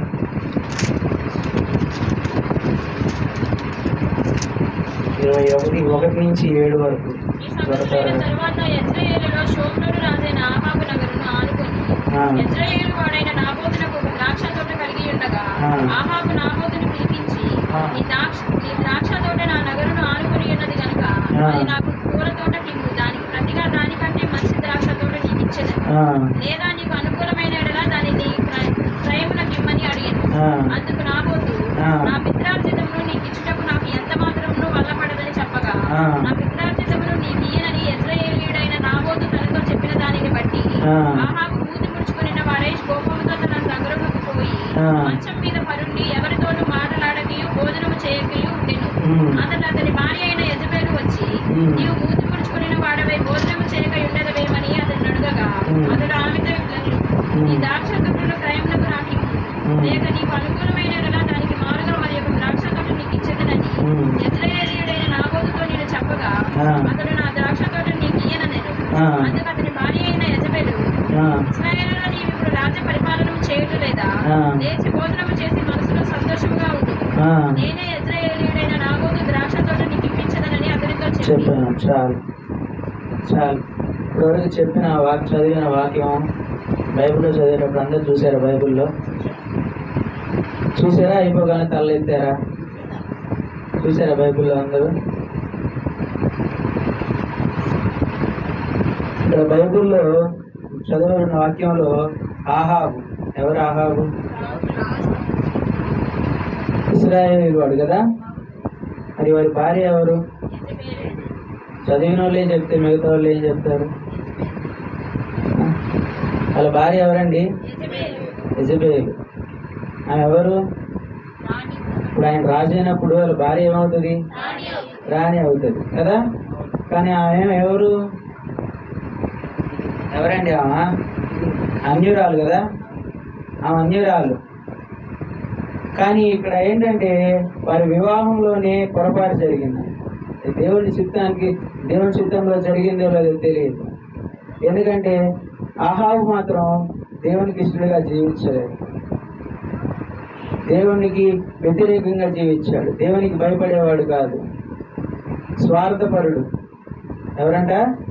స్వార్థపరుడు, దుర్మార్గుడు. ఆ విధంగా ఆయన ఉన్నాడు. మూతి ముడుచుకొని పడుకునేవాడంట. మూతి ముడుచుకొని పడుకునేవాడంట. ఈ విధంగా ఉన్నాడు. ఇక్కడ వీళ్ళిద్దరికి తేడా అదే. ఇశ్రాయేలు అంటే ఎంత చక్కగా ఉండేవారు, దేవుడిని నమ్ముకొని దేవుడికి భయభక్తులు కలిగి దేవుడు అంటే భయం కలిగి జీవించేవాళ్ళు కదా. కానీ ఇక్కడ ఈయన ఏమాత్రం దేవునికి భయపడకుండా దుర్మార్గుడిలాగా జీవించాడంట. స్వార్థం కలిగి ఆయన జీవించాడంట. అక్కడ ఏం ఆశించాడు ఆయన? అక్కడ పక్కన ఉన్న వారి పొలాన్ని ఆశించాడు. పక్కన ఉన్న వాళ్ళ పొలాన్ని ఏమని అడిగాడు. అది అడిగితే అక్కడ ఏమన్నాడు నాబోతు? నేను అది నా పితరుల నుంచి వస్తున్న పొలం, అది నా పితరులది కాబట్టి నేను నీకు ఇవ్వలేను అని చెప్పాడంట. నా పితరులది కాబట్టి నేను నీకు ఇవ్వలేను అని చెప్పినప్పుడు నేను ఏం చేశాడంట, ఆయన వెళ్ళిపోయి ఆయన ఇంటికి వెళ్ళిపోయి మూతి ముడుచుకొని మంచం మీద పడుకున్నాడంట. మంచం మీద పడుకొని ఉన్నాడంటే ఏం తినకుండా పడుకొని ఉన్నాడంట మంచం మీద. అంతే. పురుషులు చేసే పని అదేనండి? పురుషులు చేసే పనేనా అది? మూతి ముడుచుకొని అన్నం తినకుండా అలిగి పండుకోవటం ఎవరు చేసే పని అది? పురుషులు చేసే పని అయితే కాదు కదా అది, కాదు. కానీ ఆయన ఇక్కడ ఏం చేశాడంటే పక్కన వాళ్ళది ఆశపడ్డాడు. ఆశపడటం ఆయన పెద్ద తప్పు. పక్కన వాళ్ళది ఆశపడటం ఆయన చేసిన తప్పు. ఆయన రాజు, ఏదైనా చేయగలడు, ఏదైనా కొనగలడు, ఏదైనా ఎక్కడైనా ఏదైనా కట్టుకోగలడు. కానీ ఆయన కూర తోట వేసుకోవడానికి ఆ స్థలాలు కావాలి, అవి కావాలి అని చెప్పి అడిగాడంట. అడగటమే తప్ప ఆయన అక్కడ. ఆయన రాజు ఏదైనా చేసుకునేవాడు, చేసుకోగలగడు. అయినప్పటికీ ఆయన పక్కన వాళ్ళది ఆశించాడు. పక్కన వాళ్ళది ఆశించినప్పుడు అడిగాడు. అడిగినప్పుడు ఆయన ఇవ్వలేదు. సరే ఇవ్వలేదు కదా అని చెప్పి సైలెంట్గా ఉన్నాడా? ఏం చేశాడు? వచ్చి మూతి ముడుచుకొని వచ్చి కొనుక్కున్నాడు. దాని పెద్ద రాజాంతం చేశాడు. ఇవ్వలేదు కదా సైలెంట్గా లేడు. దాన్ని రాజాంతం చేసి చక్కగా సైలెంట్గా వచ్చి కొనుక్కున్నాడు మూతి ముడుచుకొని, భోజనం చేయకుండా. తన భార్య అడిగింది, ఏమైంది, ఎందుకు ఇట్లా ఉన్నావు, ఏం జరిగింది అని అడిగితే, ఇట్లా నేను అడిగితే ఇవ్వనన్నాడు అని చెప్పాడు. ఇవ్వనన్నాడు అని చెప్పి తన భార్య ఏం చేసిందంట, సరే ఇవ్వకపోతే ఇవ్వకపోయాడు, పోనివ్వండి, మీరు భోజనం చేసి చూడండి 7వ వచనంలో. అతని భార్య అయిన యెజబెలు, ఇశ్రాయేలులో నీవు ఇప్పుడు రాజ్య పరిపాలన చేయడం లేదా? లేచి భోజనం చేసి మనసులో సంతోషముగా ఉండుము. నాబోతు ద్రాక్ష తోట నీకు ఇప్పించదనని అతనితో చెప్పాను. నువ్వు లేచి భోజనం చేయి, లేచి నేను ఇప్పిస్తాను, నాబోతు సంగతి నేను చూసుకుంటాను, నేను మాట్లాడతాను, నువ్వు లేచి ఫస్ట్ ఏం చేయనండి, భోజనం చేయనండి. సహజంగా ఆ మాటలు ఎవరు చెప్పాలి? పురుషులు చెప్పాల్సిన మాటలు అవి. భార్య ఏదైనా అలిగి పడుకున్నప్పుడు కానీ, లేదా భార్య అలిగినప్పుడు కానీ, లేదా భార్య ఏదైనా బాధలో ఉన్నప్పుడు కానీ పురుషుడు చెప్పాల్సిన మాటలు అవి. ఈరోజు వాక్యం అందరికి కనెక్ట్ అయిద్దామలే, చూద్దాం, ఏమనుకోబాకండి మరి తర్వాత నన్ను, సరేనా? ఏ విధంగా లేచి అన్నం భోజనం చెయ్యి, ఏ విధంగా నేను చేయాలో నేను తీసుకొస్తాను, నా పోతే నేను మాట్లాడుతాను అని. కానీ అది చేయాల్సింది భర్త, పురుషుడు చేయాల్సిన బాధ్యత, అది పురుషుడు బాధ్యత. అయినప్పటికీ ఇక్కడ ఏం చేసింది, తన భార్య వెళ్ళి నేను చూసుకుంటానులే అని చెప్పి, నువ్వు లేచి తిను అని చెప్పి తన భర్తకి ధైర్యం చెప్తుందంట. తన భర్తకి తన భార్య ధైర్యం చెప్తుందంట. ఈ విధంగా ఒకరు బాధ్యతలు భర్త చేయాల్సిన బాధ్యతలు భార్య తీసుకుంటుంది, భార్య బాధ్యతలని భర్త తీసుకుంటున్నాడంట. భర్త చెప్పాడు అనుకోండి ఏదైనా భర్త బాధ్యత ఎట్లా ఉంటుందంటే, భర్త ఏదో చెప్పినా కానీ అధికారంతో చెప్పగలడు భార్యకి, అవునా? గద్దించి చెప్పగలడు, లేదా ఒక బాధ్యతతో చెప్పగలడు, లేదా భార్యని సరిగ్గా నడిపించడానికి చెప్పగలడు. ఆ విధంగా భర్త చెప్పగలడు ఆ మాటలు. కానీ ఇక్కడ ఎవరు చెప్తున్నారు? భార్య చెప్తుంది ఆ మాటలన్నిటిని. లేచి తిను అని చెప్పి ఆ భార్య తనకి ధైర్యం చెప్తుంది. ఒకరికొకరు బాధ్యతలు మార్చుకున్నారు అనుకోండి. అక్కడ ఒకరి స్థానం ఒకరు తీసుకున్నారు, అక్కడ ఒకరి స్థానాన్ని ఒకరు తీసుకున్నారు. ఈ రోజుల్లో చాలా కుటుంబాలు అదే విధంగా ఉంటున్నారు కదా. ఈ రోజుల్లో చాలా కుటుంబాలు ఇంతే ఉంటున్నాయి. భార్య ఏ విధంగా పురుషులు ఏం చేసేవారంటే, ఏం చేయాలన్నా కానీ మా భార్యని అడగండి అంతే అంటున్నారా లేదా? పురుషులు అదే అంటున్నారు. ఏం చేయాలన్నా కానీ, ఏం తాగాలన్నా కానీ, ఏదైనా సమస్య కోసం ఇంటికి ఏదైనా వచ్చినా కానీ, ఎవరైనా ఏదైనా ఇంటికి కబురు ఏదైనా చెప్పడానికి వచ్చినా కానీ మా భార్యకి చెప్పండి ముందు అంటున్నారు కదా. మా భార్యకి చెప్పండి ముందు అని చెప్పి అంటున్నారు పురుషులు కూడా. వారు మర్చిపోతున్నారు, వారు మర్చిపోతున్నారు. ఆ బాధ్యతలన్నీ ఎవరికి ఇస్తున్నారు? తన భార్యకి ఇస్తున్నాడు. తన భార్యకి ఆ బాధ్యతలన్నీ ఇస్తున్నాడు. నువ్వు చెప్పేది నాకు కాదు, నా భార్యకి చెప్పండి ముందెళ్ళి అని చెప్పి తన భార్యకి చెప్పమని అంటున్నాడు. అతను రాజు అన్న సంగతి మర్చిపోతున్నారు కదా. అదే అంటాడు ఇక్కడ, పురుషులు నిర్లక్ష్యంగా ఉండటం వల్లనే కుటుంబాలు కూలిపోతున్నాయి అంట. ఎందుకంట నిర్లక్ష్యంగా ఉండటం వల్లనే కుటుంబాలు కూలిపోతున్నాయి అంట. సంఘానికి ఏ విధంగా అయితే దేవుడు శిరస్సుగా ఉంటున్నాడో, అదే మన కుటుంబాలకు కూడా పురుషుడు భర్త కూడా అదే విధంగా శిరస్సుగా ఉండాలి. ఉంటున్నారా మరి? ఉండట్లేదు. ఏ విధంగా అయితే సంఘానికి మన సంఘానికి దేవుడు ఏ విధంగా అయితే శిరస్సుగా ఉంటున్నాడో అదే విధంగా మన గృహాలకు కూడా పురుషుడు తన భర్త అదే విధంగా శిరస్సుగా ఉండాలని చెప్తున్నాడు. పురుషుడు నచ్చిన మార్గంలో తన పిల్లలు కానీ తన భార్య కానీ నడుచుకోవాలి. అవునా కాదా? పురుషుడు నచ్చిన మార్గంలో తన భార్య పిల్లలు నడుచుకోవాలి. కానీ ఈ రోజుల్లో సాతాను ఎట్లా చేస్తుందంటే పురుషుల్ని సంఘానికి రాకుండా చెడగొట్టేస్తుంది. అవునా కాదు? సంఘానికి రాకుండా చెడగొడుతుంది. చాలా చోట్ల చూస్తున్నాం మనం. చాలా సంఘాల్లో స్త్రీలు ఎక్కువ ఉంటారు, పురుషులు తక్కువగా ఉంటారు మనకులాగా. అవునా కాదా? చాలా సంఘాల్లో చూసినాం మనం. కొన్ని చోట్ల అయితే మొత్తం స్త్రీలే ఉంటారు, అసలు పురుషులు అనేవాళ్ళు కనిపించు. అది స్త్రీలు కొడుకు సంఘం అర్థం కాదు. ఆ విధంగా చాలా సంఘాల్లో పురుషులు సంఘాలకు వెళ్లకుండా సాతాను వారిని ఆ విధంగా చెడగొడతా ఉంటది. ఎందుకు? కారణం ఏంటి అంటే ఆ పురుషుడు తన హృదయాన్ని మార్చుకొని తను ఎప్పుడైతే మారుతాడో ఆ కుటుంబం అప్పుడు మారుతుందంట.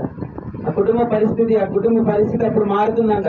ఎప్పుడైతే ఆ పురుషుడు మారుతాడో, పురుషుడు మారినప్పుడు ఆ కుటుంబ పరిస్థితి మారుతుందని చెప్తున్నాడు. అదేవిధంగా ఈ రోజుల్లో భర్తలు కూడా ప్రార్థన చేస్తే ఆ కుటుంబాల పరిస్థితులు మారుతాయి. భర్తలు ప్రార్థన చేయడానికి నువ్వు చేసుకుని తర్వాత చేసుకుంటా లేదా రేపు చేసుకుంటా అంటారు కదా, చేయరు. కలిసి ప్రార్థన చేసుకునే రోజులు లేవు ఇవి. ఇప్పుడు కలిసి ప్రార్థన చేసుకునే రోజులు కాదు ఇవి. ప్రార్థన చేసుకునేటప్పుడు కలిసి ప్రార్థన చేసుకుంటే వారి కుటుంబ పరిస్థితులు, వారికి ఏ అవసరతలు ఉన్నా కానీ దేవుడి దగ్గర ఇద్దరు కలిసి అడిగి దేవుడి దగ్గర ఇద్దరు కలిసి ప్రార్థన చేసుకుంటే వారి పరిస్థితులు మారుతాయి అంట. కలిసి ప్రార్థన చేసుకోవాలి. ఏదైనా ప్రార్థన జరుగుతుంది, ఆదివారం పూట ప్రార్థన ఉంది అంటే ఆదివారం టైం అవుతుంది, ప్రేయర్ టైం అవుతుంది. తన పిల్లల్ని రెడీ చేసి ఫస్ట్ పిల్లల్ని పంపించి తర్వాత భార్య భర్తలతో చక్కగా సంఘానికి వచ్చి కూర్చోవాలి. అప్పుడే వారి కుటుంబం ఎంతగానో ఆశీర్వదింపబడుతుంది. కానీ అట్లా లేదు ఈ రోజుల్లో.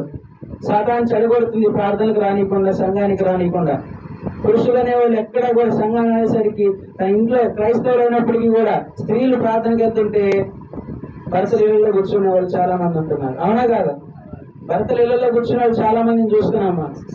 ఈ విధంగా వారు ఏం చేయాలంటే వారు ఎప్పుడైతే ప్రార్థన చేస్తారో, వారి కుటుంబం కోసం వారు ఎప్పుడైతే దేవుడి దగ్గర అడుగుతారో, వారు ఎప్పుడైతే ముందుకు వచ్చి పిల్లల్ని బయలుదేరి సంఘం టైం అవుతుంది, ప్రార్థన టైం అవుతుంది అని చెప్పి ముందుగా బయలుదేరి సంఘానికి వస్తారో అప్పుడైతే వారి కుటుంబం మారుతుంది.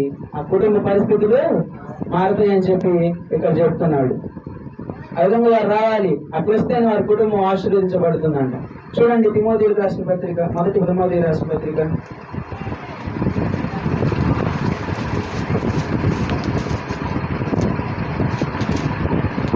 5వ అధ్యాయం 8వ వచనం. ఎవడైనాను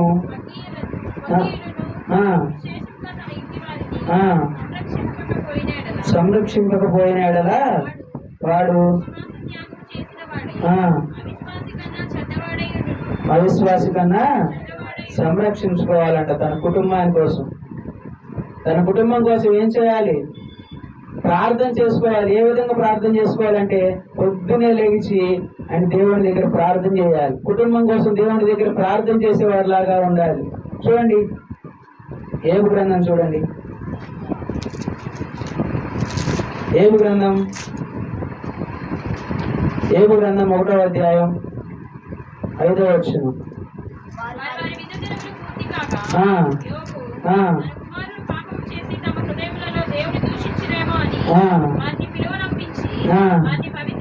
పవిత్రపరిచి అరుణోదయమున లేచి పొద్దున్నే లేచి ఏం చేయాలి? మనం మన కుటుంబం కోసం ప్రార్థన చేసుకునేలాగా మనం ఉండాలి. పొద్దున లేచి భర్తలు అనేటువంటి వారు, పురుషులు ఏం చేయాలంటే కుటుంబం కోసం ప్రార్థన చేయాలి. వారు ప్రార్థన చేయాలి. కుటుంబం కోసం ప్రార్థన చేస్తే ఆ కుటుంబంలో ఉన్న పరిస్థితులు కానీ, ఆ కుటుంబంలో ఉన్న సమస్యల గురించి కానీ దేవుడి దగ్గర చెప్తే దేవుడు వారికి ఆశీర్వదిస్తాడు, దేవుడు వారిని దీవిస్తాడు. ఆ విధంగా ఉండాలి పురుషులు అనేవాళ్ళు. యజమాని అంటే ఎవరండి? ఈ రోజుల్లో యజమానులు అనేవాళ్ళు ఎట్లున్నారు? ఈ విధంగా ఉంటున్నారా? ఈ లోకంలో ఉన్న వాటన్నిటికీ బానిసలైపోతున్నారు. త్రాగుడికి, లోకంలో తిరగడానికి, ఈ లోకంలో పడిపోవడానికి, వ్యభిచారానికి, ఈ రకంగా అనేక రకమైన వాటికి బానిసలు అయిపోతున్నారు యజమానులు అనేటువంటి వారు. అవునా కాదా? అవును. ఈ లోకంలో చాలా మంది అదే చేస్తున్నారు. యజమానటువంటి వాడు ఆ కుటుంబం కోసం ప్రార్థన చేసి ఆ కుటుంబాన్ని సంఘానికి నడిపించేలాగా ఉండట్లేదు, కానీ ఈ లోకంలో ఉన్న వాటన్నిటికీ బానిసలుగా జీవిస్తున్నారు.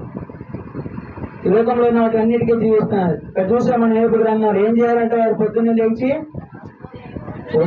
లేచి ప్రార్థన చేసేవారిలాగా ఉండాలి. అదే అంటే కుటుంబం కోసం అట్లా ప్రార్థన చేయకపోతే వారి కుటుంబం ఏమైపోతుందంట? అజ్ఞానం అయిపోతుందంట. వారి కుటుంబం కోసం ప్రార్థన చేయకుండా వారి ఇష్టం వచ్చినట్టుగా వారు జీవిస్తే వారి దేవుడు కూడా వారిని ఏం చేస్తాడు? మీ ఇష్టం వచ్చినట్టుగా మీరు జీవించుకోండి, మీ కుటుంబాన్ని కూడా నేను కూడా ఎట్లా చేయాలో అట్లా చేస్తాను. రోజులు ఎవ్వరు రాజులు కాదు. ఎవరి గృహానికి, ఎవరి ఇళ్ళకి వాళ్ళే వారి భర్తే రాజు. అవునా కాదా? ఎవరి కుటుంబానికి వారి భర్తే రాజు. భర్త రాజు అయినప్పుడు వారి భార్య ఏమవుతుంది? రాణి అవుతుంది. అవునా కాదా? పిల్లలు ఏమవుతారు? భటులు అవుతారేమో కదా? ఎందుకు అవుతారు? చెప్పిన పనులన్నీ చేస్తారు పిల్లలు. వాళ్ళబట్టి భటులే అయ్యేది. మరి రాజకుమారులు ఎట్లా అవుతారు? భటులు అవుతారు లాస్ట్. ఆ చెప్పినవన్నీ తల్లిదండ్రులు చెప్పినవన్నీ చేస్తారు, పిల్లలు అన్ని పనులు చేస్తూ ఉంటారు. కాబట్టి మరి ఏమవుతారు? భటులే అవుతారండి. యజమాని ఎట్లా ఉండాలంటే ఏ బాధ వచ్చినా, ఏ సమస్య వచ్చినా భరించేలాగా ఉండాలి. ఏ బాధ వచ్చినా కానీ దాన్ని భరించాలి. ఎంత కష్టం వచ్చినా కానీ దాన్ని ఎదిరించాలి. ఏం చేయాలి? ఎంత కష్టం వచ్చినా కానీ దాన్ని ఎదిరించి నిలబడాలి. దాన్ని వచ్చిన కష్టాన్ని ఎదిరించాలి. ఏదైనా సమస్య వచ్చిందంటే ప్రార్థన చేయాలి దానికోసం. సమస్య వస్తే ప్రార్థన చేసి నిలబడాలి, దేవుని వైపు చూడాలి. కానీ ఏ విధంగా కూడా లోకం వైపు చూసేవారిలాగా ఉండకూడదు. దేవుని వైపే చూడాలి ఏదైనా సమస్య వచ్చినప్పుడు. కానీ చాలా కుటుంబాల్లో చూస్తున్నాం లేదు. అది ఏదైనా సమస్య వచ్చినప్పుడు దేవుడి వైపు చూసే వాళ్ళు ఎక్కడా లేరు. భర్త నిజంగా ఏదైనా సమస్య వచ్చినప్పుడు, ఏదైనా కష్టం వచ్చినప్పుడు నిజమైన యజమాని ఏం చేయాలంటే దేవుడి వైపు చూసి వాటికి కష్టం వచ్చినా ఏది వచ్చినా కానీ దానికి నిలబడే వాళ్ళలాగా ఉండాలి. కానీ ఈ రోజుల్లో చాలా చోట్ల మనం చూస్తుంది ఏంటంటే, ఒకప్పుడైతే ఏం చేసేవాళ్ళంటే భార్య అలిగి వెళ్ళిపోయింది అనేవాళ్ళు కదా. భార్య అలిగి వెళ్ళిపోయింది, వాడు పుట్టింటికి వెళ్ళిందని అనేవాళ్ళు. కానీ ఈ రోజుల్లో ఎట్లా ఉంటుంది? భర్త అలిగి వెళ్ళిపోతున్నాడు ఢిల్లీ వదిలేసి. ఇప్పుడు నాకు తెలియక అడుగుతాను, భార్యలో అయితే ఏదైనా గొడవ అయితే వదిలేసి వారు పుట్టింటికి వెళ్ళిపోతారు. మరి భర్తలు ఎక్కడికి వెళ్తారండి? వారు అత్తగారింటికి వెళ్ళిపోతారా? వాళ్ళు ఇల్లరికి వెళ్తే వాళ్ళ ఇళ్ళకి వాళ్ళు వచ్చేస్తారేమో. అందుకే ఇల్లరికి వాళ్ళు తెచ్చుకోబాకండి. ఇల్లరికి వెళ్తే వాళ్ళ ఇంటికి వాళ్ళు వచ్చేస్తారేమో. కానీ మరి ఈ రోజుల్లో అయితే ఎక్కువగా అదే వింటున్నాం. ఒకప్పుడు అయితే భార్య వెళ్ళిపోతున్నారు అని చెప్పి ఎక్కువ వినేవాళ్ళు. కానీ ఈ రోజుల్లో భర్తలు వెళ్ళిపోతున్నారు అని చెప్పడం ఎక్కువగా వింటున్నాం మనం కదా. ఎందుకంటే మరి ఏదో ఒక బాధ, త్రాగుడికి బానిసలు అయిపోయి, త్రాగుడు ఆ వ్యసనాలకు అలవాటు అయిపోయి కుటుంబాన్ని కూలగొట్టుకుంటున్నారు వాళ్ళు. నిల్చోట్లేదు, దేవుడి దగ్గర నిల్చోలేకపోతున్నారు. భార్య పిల్లలు ఏం తింటున్నారో తెలియట్లేదు. భార్య పిల్లలు ఏం డబ్బులు పెట్టుకొని పోషించుకుంటున్నారు, వారు ఏ విధంగా కుటుంబాన్ని ముందుకు తీసుకెళ్తున్నారు అన్నది వారికి తెలియట్లేదు. త్రాగుడు మత్తులో పడి వారి జీవితాలని వారు నాశనం చేసుకుంటున్నారంట. ఏం చేస్తున్నారు వాళ్ళు? వారి జీవితాలని వారే నాశనం చేసేసుకుంటున్నారంట. త్రాగుడు మత్తులో పడి, త్రాగుడికి అలవాటు పడి, ఆ వాటికి బానిసలు అయిపోయి ఈ లోకంలో ఉన్న వాటన్నిటికీ వారు ఏం చేసుకుంటున్నారు? ఇదే నాశనం అయిపోతున్నారు. కొన్ని చోట్ల అయితే చూస్తున్నాం, తండ్రి పిల్లలు ఇద్దరు కలిసి కూర్చొని తాగుతూ ఉంటారు. తెలుసా? తండ్రి పిల్లలు ఇద్దరు కలిసి కూర్చొని తాగుతూ ఉంటారు. ఈ విధంగా చెడిపోతున్నాయి కుటుంబాలన్నింటినీ కూడా. కుటుంబాలన్నీ ఈ విధంగా చెడిపోతున్నాయి. యజమాని అటువంటి వాడు అట్లా తప్పు చేయొద్దు అని చెప్పేలాగా ఉండాలి. కానీ కూర్చోబెట్టి పక్కన ఆ విధంగా ప్రోత్సహించి తాగిపించి అంత ఇదిగా వారికి చనువు ఇవ్వకూడదు. చాలా చోట్ల చూస్తున్నది, వారికి చనువు ఇచ్చి ప్రోత్సహించి వారిని చెడగొడుతున్నారు. వాటికి అలవాటు అయిపోయిన తర్వాత బయటికి రావాలన్నా కానీ వారు రాలేకపోతారు. అవునా కాదా? ఏదైనా ఒక దానికి అలవాటు అయ్యారు అనుకోండి, ఆ పాపాన్ని ఒక పాపం చేస్తే చాలా సింపుల్, ఒక పాపంలో పడిపోవడం చాలా ఈజీ, అవునా కదా? సింపుల్ గా పడిపోవచ్చు. కానీ దాని నుంచి బయటికి రావడం ఎంత బాధ? రాగలుగుతారా? రాలేరు. ఒక దానికి ఏదన్నా అలవాటు అయిపోయి దానికి బానిసలు అయిపోయాము అంటే దాని నుంచి విడిపించుకోలేము. దాని నుంచి విడిపించుకోవడం చాలా కష్టం. అదేవిధంగా త్రాగుడు కూడా అలవాటు అయిపోయిన తర్వాత, త్రాగుడికి బానిసలు అయిపోయిన తర్వాత దాని నుంచి విడిపించుకోవాలన్నా కానీ విడిపించుకోలేరు కదా. ఇక త్రాగుడే కాదు, మేము తాగుతుంది మందేం తాగట్లేదు, మేము తింటుంది అయ్యే కదా ప్యాకెట్లే కదా, లేదా మేము తాగుతుంది సిగరెట్లే కదా, మేము మానుకుంటాం ఎప్పటికైనా అంటారు. అవునా? అంటారు. ఏదైనా కానీ ఒక్కసారి అలవాటయ్యి వాటికి బానిసలు అయిన తర్వాత మీరు వాటిని వదులుకోవాలంటే వదులుకోలేరు. ఎంతగా వదులుకోవాలని ప్రయత్నించినా కానీ ఒక పాపంలో పడిన తర్వాత దాని నుంచి విడిపించుకోవడం చాలా కష్టం అయిపోతుంది, చాలా కష్టం అయిపోతుంది. ఫస్ట్ టైం ఏంటంటే ఎట్లా ఉంటుందో, దాంట్లో దిగితే ఆ కిక్కు ఎట్లా ఉంటుందో చూడాలి, లేదా దాంట్లోకి వెళ్తే ఆ మత్తు ఎట్లా ఉంటుందో ఒకసారి టేస్ట్ చూడాలి అని చెప్పి ఒకసారి దిగుతారు. దిగిన తర్వాత దాని నుంచి బయటికి రావడానికి రాలేరు వాళ్ళు. ఫస్ట్ లో ఉదాహరణగా బాగుంటది.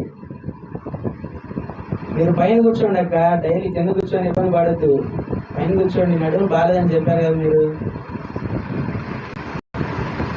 అట్లా ఒకసారి అలవాటు అయితే దాని నుంచి విడిపించుకోలేరు, తప్పించుకోలేరంట. అయితే స్త్రీలు కూడా ఏం చేయాలంటే వారి అట్లా తాగుతా వారి లోకంలో ఉన్నప్పుడు వారి కోసం ప్రార్థన చేసే వాళ్ళకి ఆ స్త్రీలు ఉండాలి. కానీ వారు డి అంటే డి అంటారు, వీళ్ళు కూడా. వారు డి అంటే వీళ్ళు కూడా డి అంటారు. నువ్వు తాగి వచ్చావంటే ఇల్లు కూడా పైకి కట్టి కొట్టడం మొదలెడతారు ఆయన. అవునా? కొట్టడం మొదలెస్తారు. ఆ విధంగా చేయకుండా వారి కోసం ప్రార్థన చేసేవారి లాగా ఈ స్త్రీలు ఉండాలి. వారిని చెడగొట్టాలన్నా స్త్రీలే, వారిని బాగు చేయాలన్నా స్త్రీలే. రెండు కూడా మీ చేతుల్లోనే ఉంటాయి. మీరు చేసే దాన్ని బట్టి వాళ్ళు ప్రవర్తిస్తారు. చూడండి సామెతల గ్రంథం 14వ అధ్యాయం. సామెతల గ్రంథం 14వ అధ్యాయం 1వ వచనం. జ్ఞానవంతురాలు తన ఇల్లు కట్టింది, మూఢురాలు తన చేతులతో తన ఇల్లు ఊడబెట్టింది. చాలు చూడండి ఏంటంటే ఇక్కడ జ్ఞానవంతురాలు తన ఇల్లు కట్టును, మూఢురాలు తన చేతులతో తన ఇల్లు ఊడబెట్టును. వారిని చెడగొట్టాలన్నా వారిని బాగు చేయాలన్నా దానికి కారణం స్త్రీలే అవుతారు. వారు మార్చొచ్చు. ఎట్లా అంటే వారు ఆ విధంగా ఉంటున్నారు, సంఘానికి రావట్లేదు, సంఘంలోకి రావడానికి వారిని సాతాను ఇబ్బంది పెడుతుంది, లేదా వారికి ఉన్న అలవాట్ల నుంచి వారు తప్పించుకోలేకపోతున్నారు, లేదా వారికి ఉన్న వ్యసనాల నుంచి వారు బయటికి రాలేకపోతున్నారు అన్నప్పుడు మీరు వారి కోసం ప్రార్థన చేస్తే వారి సంఘానికి దేవుడు వారిని నడిపిస్తాడు.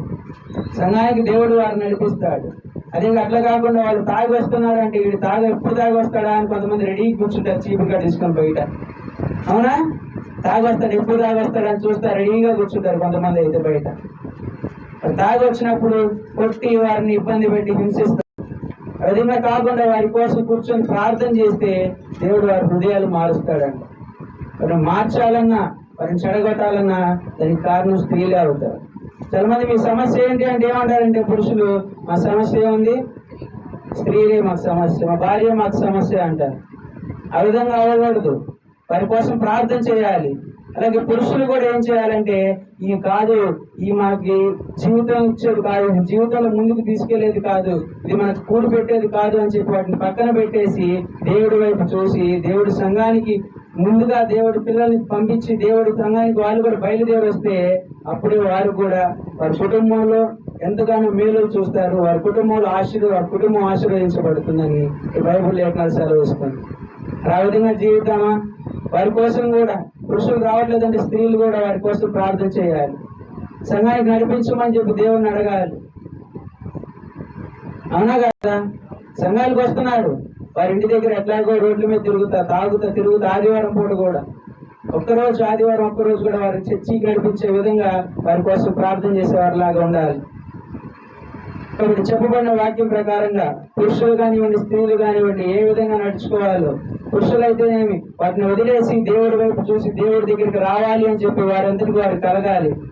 అనవసరంగా వేరే వారికి బానిసలుగా బతికి వాటి కోసం బానిసలుగా బతికి వాటికి అవే మాకు జీవితం అనుకొని నడుచుకోకూడదు. అదే స్త్రీలు అయితే వారి కోసం ప్రార్థన చేసి వారిని సంఘానికి నడిపించేలాగా ఉండాలి, కానీ వారిని కొట్టి తిట్టి వారిని హింసించే విధంగా ఉండకూడదు. ఇప్పుడు చెప్పబడిన వాక్యం ప్రకారంగా ఒకరిద్దరు ప్రార్థన చేయండి, చెప్పబడిన వాక్యం ప్రకారంగా తలలోంచి కళ్ళు మూసుకున్నాం, ప్రార్థన చేసుకున్నాం. స్తోత్రాలయ్యా. అవును తండ్రి,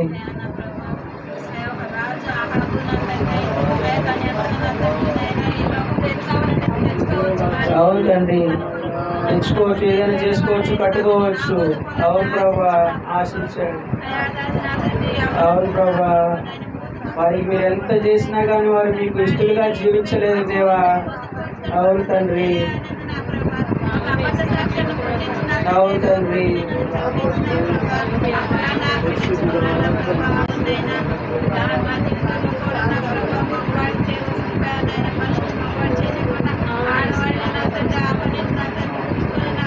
అవును ప్రభా,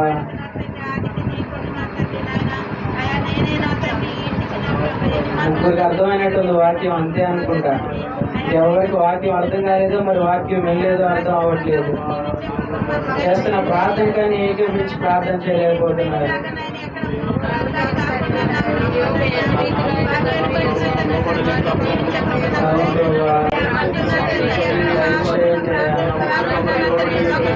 అవును తండ్రి,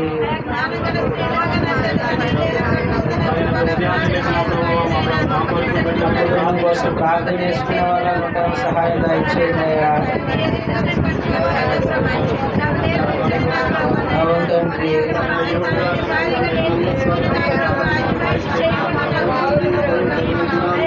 మీ కుటుంబాలు లేవా? మీ కుటుంబాలు మారాలని ప్రార్థన చేయలేరా ఎవరు నోరు తెరిచి? అవును తండ్రి,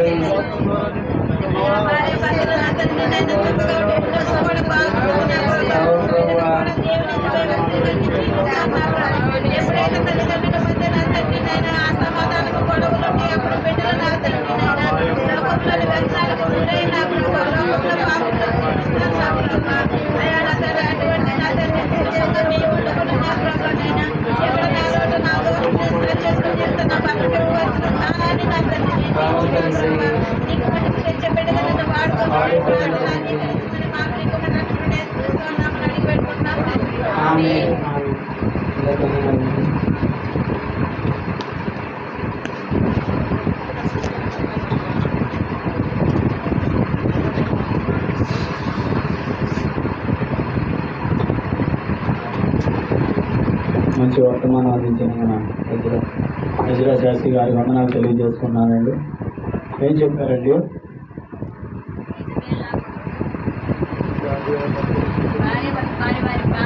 ఇప్పుడేగా చెప్పింది, ఇప్పుడేగా ప్రార్థన చేసింది.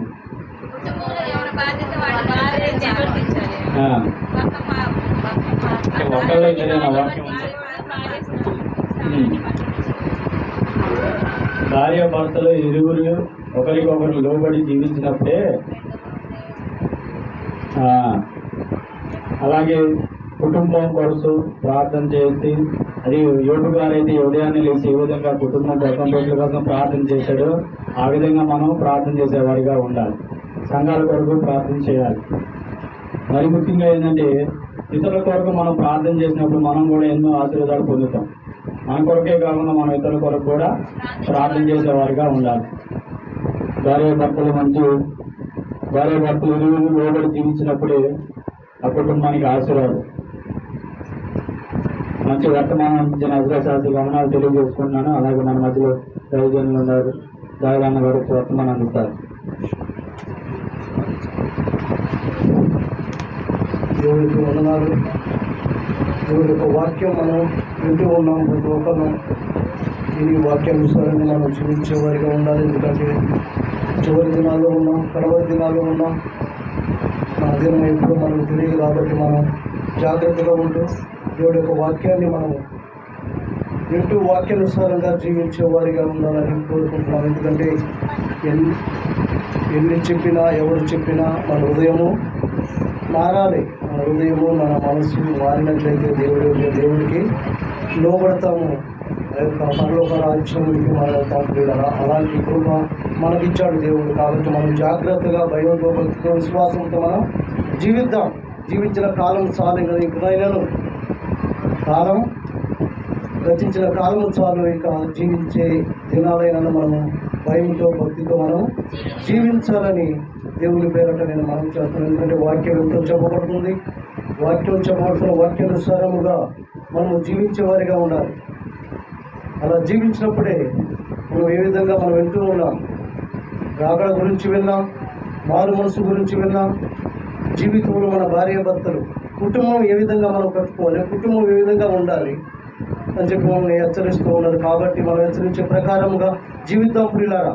మనం ఎవరి వైపు మనం చూడకూడదు, కానీ మొదట నేను ఎలాగున్నాను, నా కుటుంబం ఎలాగుంది, నేను ఎలా జీవిస్తున్నాను, ఎలా నేను విశ్వాసంలో ఉంటూ ఉన్నాను అనేది మనం ప్రశ్నించుకొని జాగ్రత్తగా మనం జీవించాలి.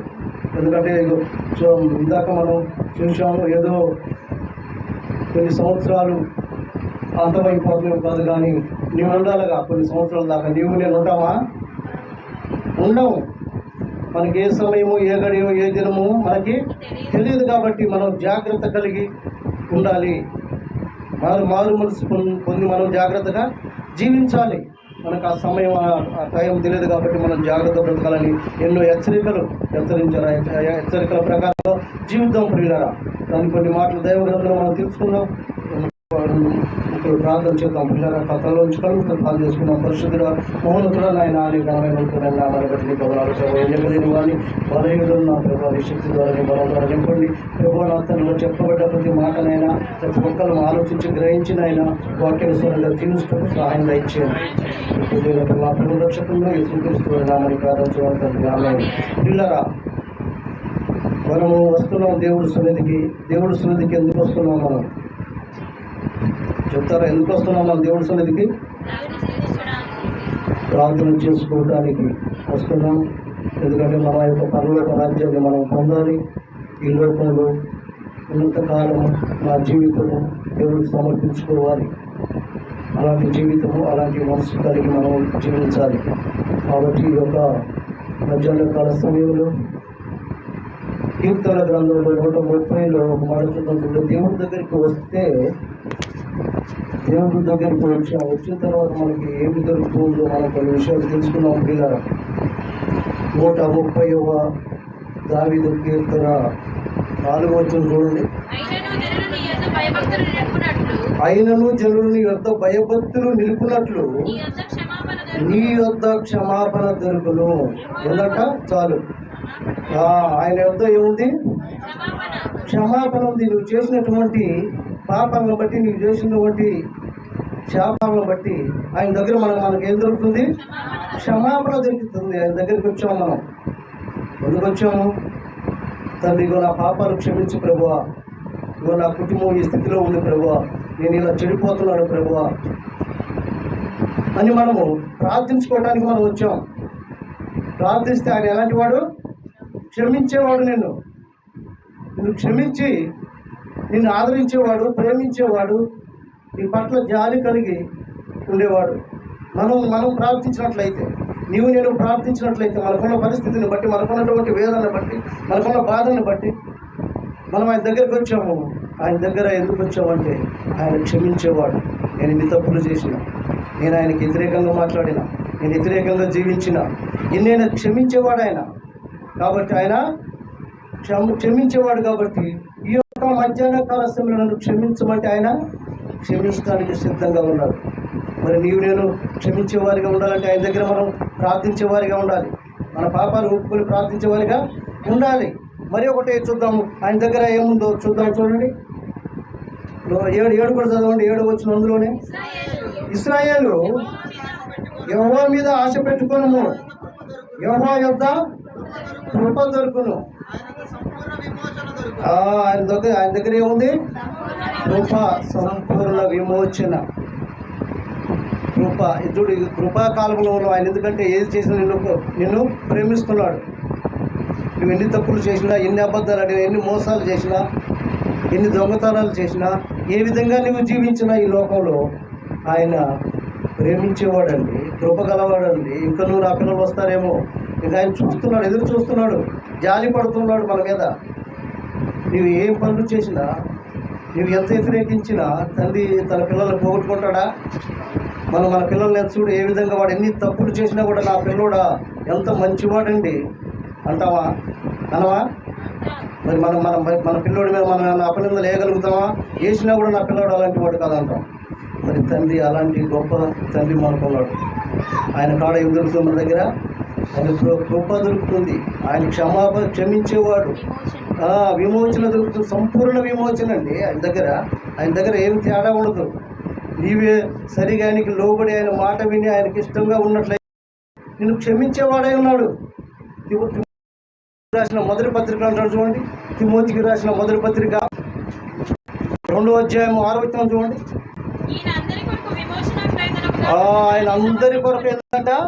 విమోచన క్రయముగా తన ప్రాణమును ఇచ్చాడండి. నీ గురించి, నా కొరకై, నా కొరకై. నువ్వు ఎన్ని తప్పులు చేసినా, ఎన్ని అబద్ధాలైనా, ఏ విధంగా జీవించినా ఈ లోకంలో అలాంటి గొప్పవాడు ఎవరైనా ఉంటారా? అలాంటి ప్రేమ కలిగిన వాడు ఎవరైనా ఉంటారా? మనమైతే ఎన్ని చెబుతామండి, ఎన్ని మాటలు చెబుతాము, మనం ఎన్ని విధాలుగా తప్పించుకుంటాము మన పిల్లల విషయంలో కానీ మనం కానీ అలాంటి జీవము కలిగిన దేవుడు అండి ఆయన. మన కొరకై ఆయన తన ప్రాణాన్ని త్యాగం చేశాడు. ఎందుకంటే మనం నశించడానికి ఇష్టం లేదు కాబట్టి ఆయన మన మీద ఎంతో ప్రేమ కలిగి ఉన్నాడు.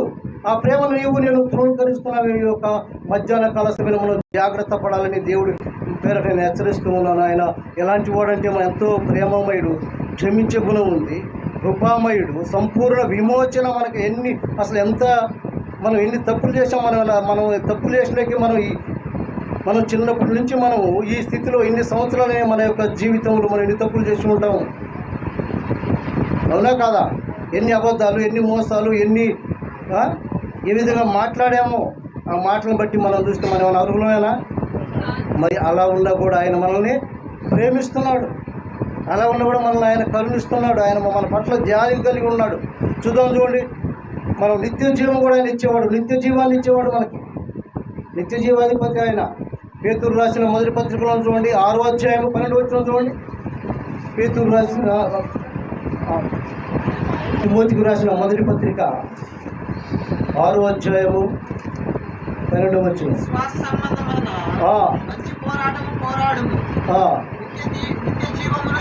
నిత్య జీవమును చేపట్టుము. ఏమంటున్నాడు అపొస్తలుడైన పౌలు గారు తిమోతికి రాస్తూ?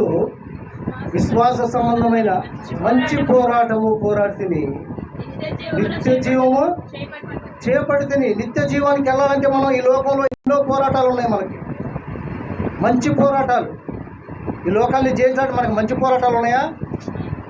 ఎన్నో ఒడిదుడుకులండి ఈ లోకంలో. ఎన్నో అపనిందలు, అవమానాలు, ఈ భయంకరమైనటువంటి పరిస్థితులు. వీటన్నిటిని మరి ఎదిరించి ఆ నిత్య జీవాన్ని పొందుకోవాలంటే నేను ఎన్నో పోరాడాలి ఈ లోకంలో. నువ్వు జీవించినంత కాలం, ఈ కొంచెం కాలం, మరి కాలం కూడా ఎన్నో, ఒక 100 సంవత్సరాలు లేవు, 1000 సంవత్సరాలు, అప్పుడు దినాల్లో 1000 సంవత్సరాలు లేవు. కానీ మనకున్న ఈ యొక్క చిన్న ఆయుష్ దినాలు 30, 40, 50, 60, 70. ఈ 60, 70 కూడా ఏమంటాడు? ఆయాసము, దుఃఖమే. ఆయాసకరమైన దినాలు. ఎంత లేచిన కానీ ఎంత ఆయాసపడుతుంటాం అండి. ఎంత పోరాటం ఈ లోకంలో, పరుగులు ఎడుతూ ఉంటాం. ఎందుకు? బ్రతకాలి, బ్రతకాలంటే ఈ లోకంలో పోరాటమే. మరి ఆ పోరాటం కొరకే నేను లేచిన కాంచి ఎన్ని పోరాటాలు, ఎన్ని ఒడిదుడుకులు, ఎన్ని కష్టాలు, ఎన్ని శ్రమలు, ఎన్ని బాధలు, ఎన్ని అవమానాలు, ఎన్ని నిందలు, ఇవన్నీ పడుతున్నామే. మరి ఆ నిత్య జీవానికి వెళ్ళాలంటే నువ్వేమన్నా చేస్తున్నావా? దేవుని కొరకే నువ్వేమన్నా చేయగలుగుతున్నావా? దేవుడు చెప్పిన మాటల ప్రకారం జీవించగలుగుతున్నావా? మనం ఈ లోకంలో ఎన్నో పోరాటాలు పోరాడుతున్నాం బ్రతకటానికి. మరి ఆ పోరాటానికి, నిత్య జీవానికి పొందుకోవాలంటే నిత్య జీవం ఉంటేనే వస్తుందా? నిత్య జీవం ఉంటేనే వస్తుందా? రాదు. మరి రావాలంటే మరి మనం జాగ్రత్తగా మనం జీవించాలి. లేఖనాల ప్రకారంగా మనం జీవించాలి. మన హృదయాన్ని సరి చేసుకుంటూ దినదినం, తండ్రి నాయన, నువ్వు నన్ను ఏ విధంగా ఈ లోకానికి పంపించావో, ఈ లోకంలో నేను జీవించినంతకాలం నీకు ఇష్టంగా ఉండాలి, యథార్థంగా ఉండాలి, భక్తి విషయంలో, విశ్వాసంలో నిరీక్షణ కలిగి నీ వైపు చూస్తూ జీవించాలి ప్రభు. నన్ను పంపించింది అందుకొరకై అని అంటున్నావా? నువ్వు ఎందుకు వచ్చావు ఈ భూలోకానికి? నువ్వు బ్రతకటానికా? కాదు పిల్లారా. కొంచెం కాలము దేవుడు మనల్ని ఈ లోకానికి పంపించింది ఎందుకంటే ఆయన పని నిమిత్తమై పంపించాడు. మరి ఆ పని నిమిత్తమై పంపించిన మనము ఆ పనిని ముగించుకునేవారిగా ఉండాలి. మనం ఈ లోకంలో మనం ఒకటే అంటాం, మనం పెద్ద అయ్యాము, పెళ్లి చేసుకున్నాము, మన జీవితము ముగించిపోయింది. మన పిల్లల విషయంలో పెళ్లిళ్ళు అయిపోయినాయి, అన్నీ చేసాము. ఈ లోకంలో మనం ముగించుకున్నాం. మరి ఏ లోకానికి వెళ్ళాలి? ఏ లోకం కొరకు వెళ్ళాలి? నిత్య జీవానికి వెళ్ళాలి. నువ్వు ఈ లోకంలో ఉండడానికి వీల్లేదే. ఈ లోకం కొంచెం కాలం దేవుడు ఇచ్చాడు. ఏ విధంగా బ్రతుకుతావు, ఏ విధంగా జీవిస్తావు, నాకు నమ్మకం కలిగి ఉంటావా, నాకు ఇష్టంగా ఉంటావా అని ఆయన ఎదురు చూస్తూ ఉంటే ఆయనకి ఇష్టాన్ని పక్కకు పెట్టేసాము. మన ఇష్టాన్ని నెరవేర్చుకుంటున్నాం. ఈ లోకంలో మన ఇష్టానుసారంగా జీవిస్తూ ఉంటున్నాం. కానీ అది ఏమన్నా మంచిదేనా? ఆలోచించడం పిల్లలు, ఆలోచించాలి. ప్రతి ఒక్కళ్ళు ఆలోచించాలి. దేవుడి యొక్క వాక్యం అంటే ఏంటంటే ఆయన మన ప్రాణాలని తెప్పరిల్ల చేసేది, మనకి సమస్తం జరిగించి మనకి ఎలా జరగబోతుంది, ఎలా మన ముందు కళ్ళ ముందు ఇచ్చాడు, మనకి సమస్తం రాసించాడు ఈ జీవగ్రంథంలో. రాసించి ఇస్తే మనము మన ఇష్టాన్ని నెరవేర్చుకుంటూ ఆయన ఇష్టాన్ని పక్కకు పెట్టాము, మన ఇష్టాన్ని నెరవేర్చుకుంటాం. అందుకోసమే ఈ లోకము గతించిపోతూ ఉంది. సూర్యుడు ఇందాక చూసాం, ఏముంది అక్కడికి సూర్యుడు నల్లబడి మచ్చలు ఏర్పడ్డాయి, చూశారు కదా. మరి అలాగే చంద్రుడు కూడా నిర్మూలం అయిపోతుంది. కాబట్టి ఆ కాలం సమీపించి ఉంది. కానీ మనకి ఏమాత్రం భయం లేదు. ఎందుకు నా మీదకి వస్తుందా, నాకేమైనా ఆపద కలుగుతుందా, నాకేమైనా ఏమి రావట్లేదే, నా యొక్క రాష్ట్రంలో, నా యొక్క ఈ యొక్క ప్రాంతంలో నేను బాగానే ఉన్నానని ఒక నిరీక్షణ గురి కలిగే ఉంటున్నవే తప్ప మనం అలా జీవించగలుగుతున్నాం. ఒక భయం అనేది ఉందా? నిజంగానే ప్రభువా నాకు ఈ దినాలు పొడిగిస్తున్నావే, నేను ఇంత సంతోషంగా ఉంటున్నానే, ఇలా జీవిస్తున్నానే, నాకు ఇంత మాత్రం నాకు ఇచ్చావు ప్రభువా, ఆరోగ్యము ఆయుష్ పొడిగిస్తున్నావు ప్రభువా అని చెప్పి భయం ఉందా? భయపడాలి ప్రభు. దేవుడు అంటే ఏంటంటే భయం ఉండాలి. ఆ భయం ఉంటేనే భక్తి నేర్చుకుంటాం. పిల్లల్ని ఎందుకు ఉపాధ్యాయులు వ్యక్తం దేనికి? క్రమశిక్షణలో ఉండాలి. నీవు చదవాలి, నేను చెప్పిన పాటని నీవు చదివి నీవు ప్రయోజకుడు అవుతావు. దేవుడు కూడా మనకి ఇచ్చింది ఎందుకంటే మనం కూడా ఒక పరలోక రాజ్యానికి వెళ్ళాలి. ఈ లోకంలో కొంచెం కాలమే నేను జీవించిన ఈ కొంచెం కాలంలో జాగ్రత్తగా మనం భక్తి చేయాలి, జాగ్రత్తగా జీవించాలి. అలా జీవించినప్పుడు నిత్య జీవాన్ని మనం పొందుకోగలుగుతాం. మరి అది ఆ నిత్య జీవానికి పొందాలంటే ఉట్టిగానే అనుకుంటున్నారా? ఏదో నేను వస్తున్నాను, ఆదివారం ప్రార్థిస్తున్నాను, సరిపోతుంది, నాకు చాలు, ఈ వారం అంతా నేను సరికి ఆదివారం ఒకనాడు వచ్చానంటే సరిపోద్దా? లేదు పిల్లారా, నిత్యము నువ్వు ఏ పని చేసుకున్నా కూడా పనికి వెళ్ళి వస్తున్నావు ఉదయం నుంచి సాయంత్రం వరకు. మరి సాయంత్రం ఏం చేస్తున్నావు? ఒక సమయం ఇస్తున్నావా? ఒక అర్ధ గంట, ఒక గంట దేవుడికి లోబడుతున్నావా? అలా జీవించాలి. అలా జీవించినప్పుడే ఆయనకి లోబడే వారిగా ఉంటాము, నిత్య జీవిస్తున్నాము. మరి ఒకటి చూద్దాం. కీర్తన గ్రంథం 115వ అధ్యాయము 5వ వచనం చూడండి. కీర్తన గ్రంథం 115వ అధ్యాయము 5వ వచనం. 115:5.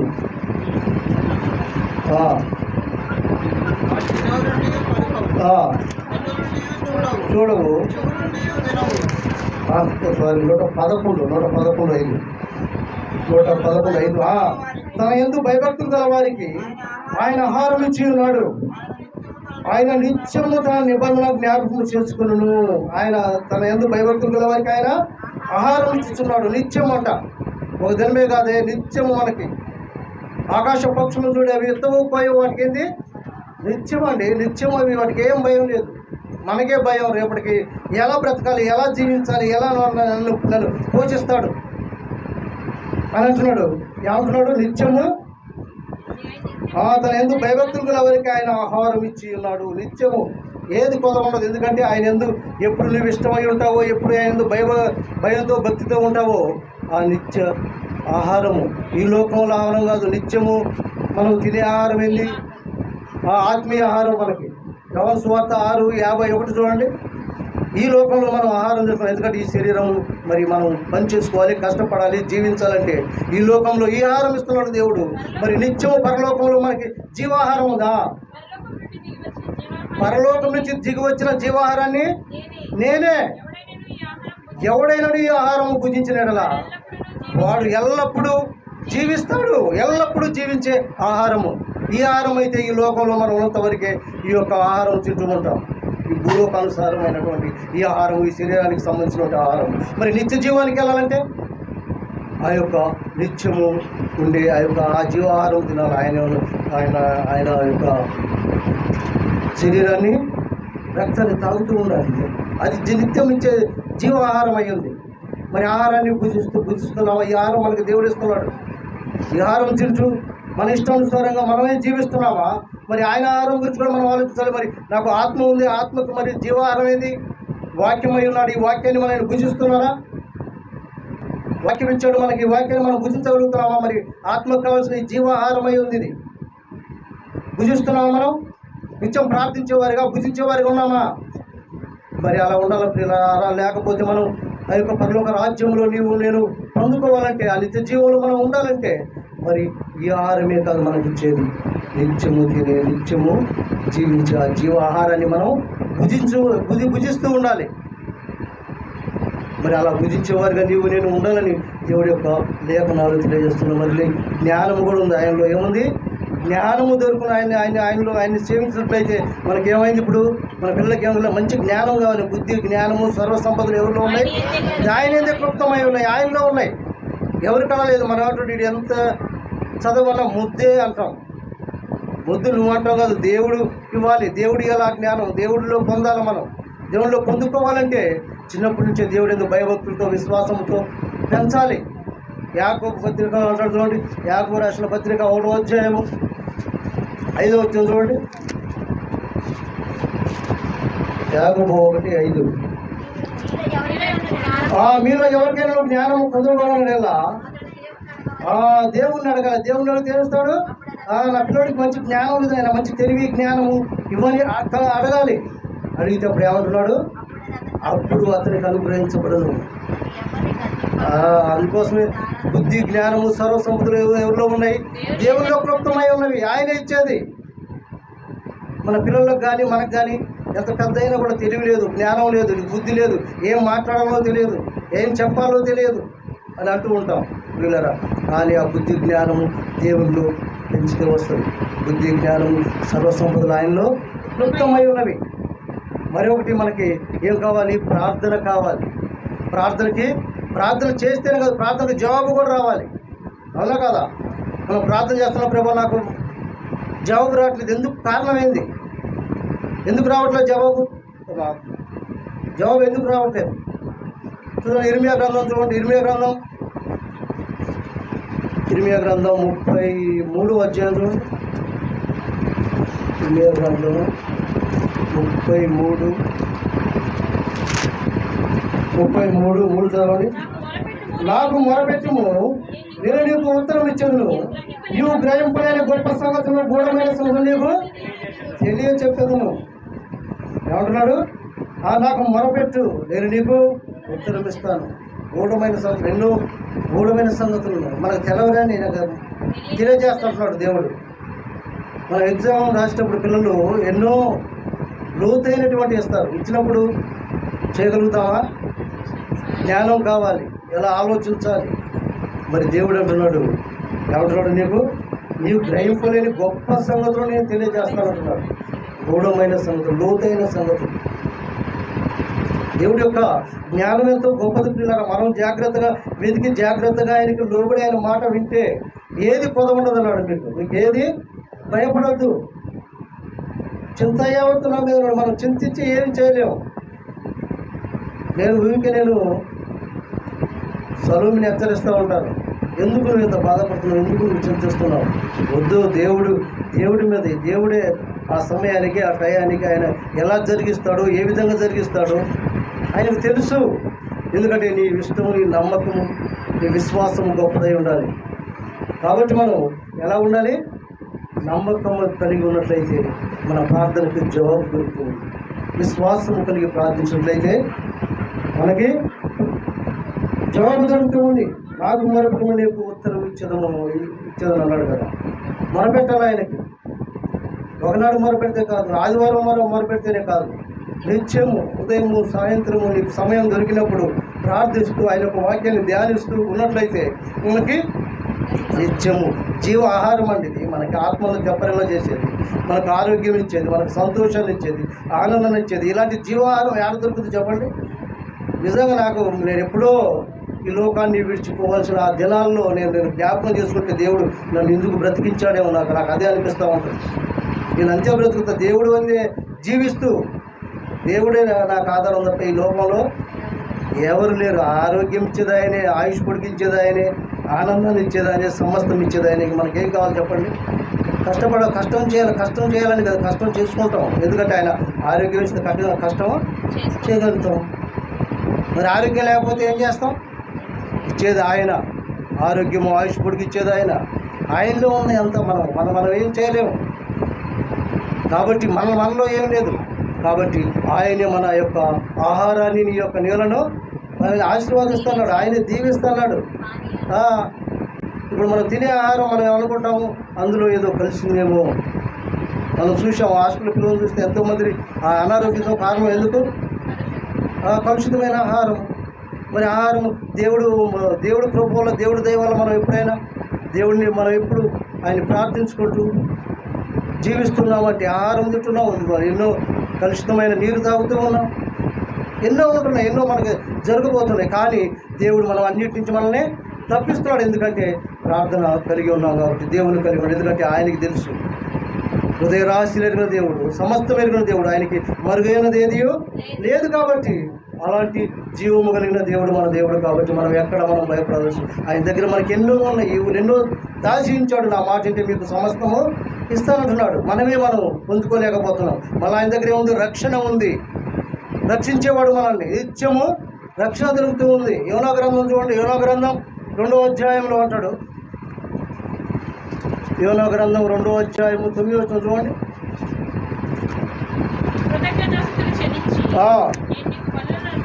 బలులు అర్పిద్దును, నేను మొక్కుబళ్ళు చెల్లింపుగా మారను. యెహోవా యొద్దనే రక్షణ. ఆయన యొద్దనే మనకి రక్షణ, ఎక్కడా లేదు. ఏమంటున్నాడు?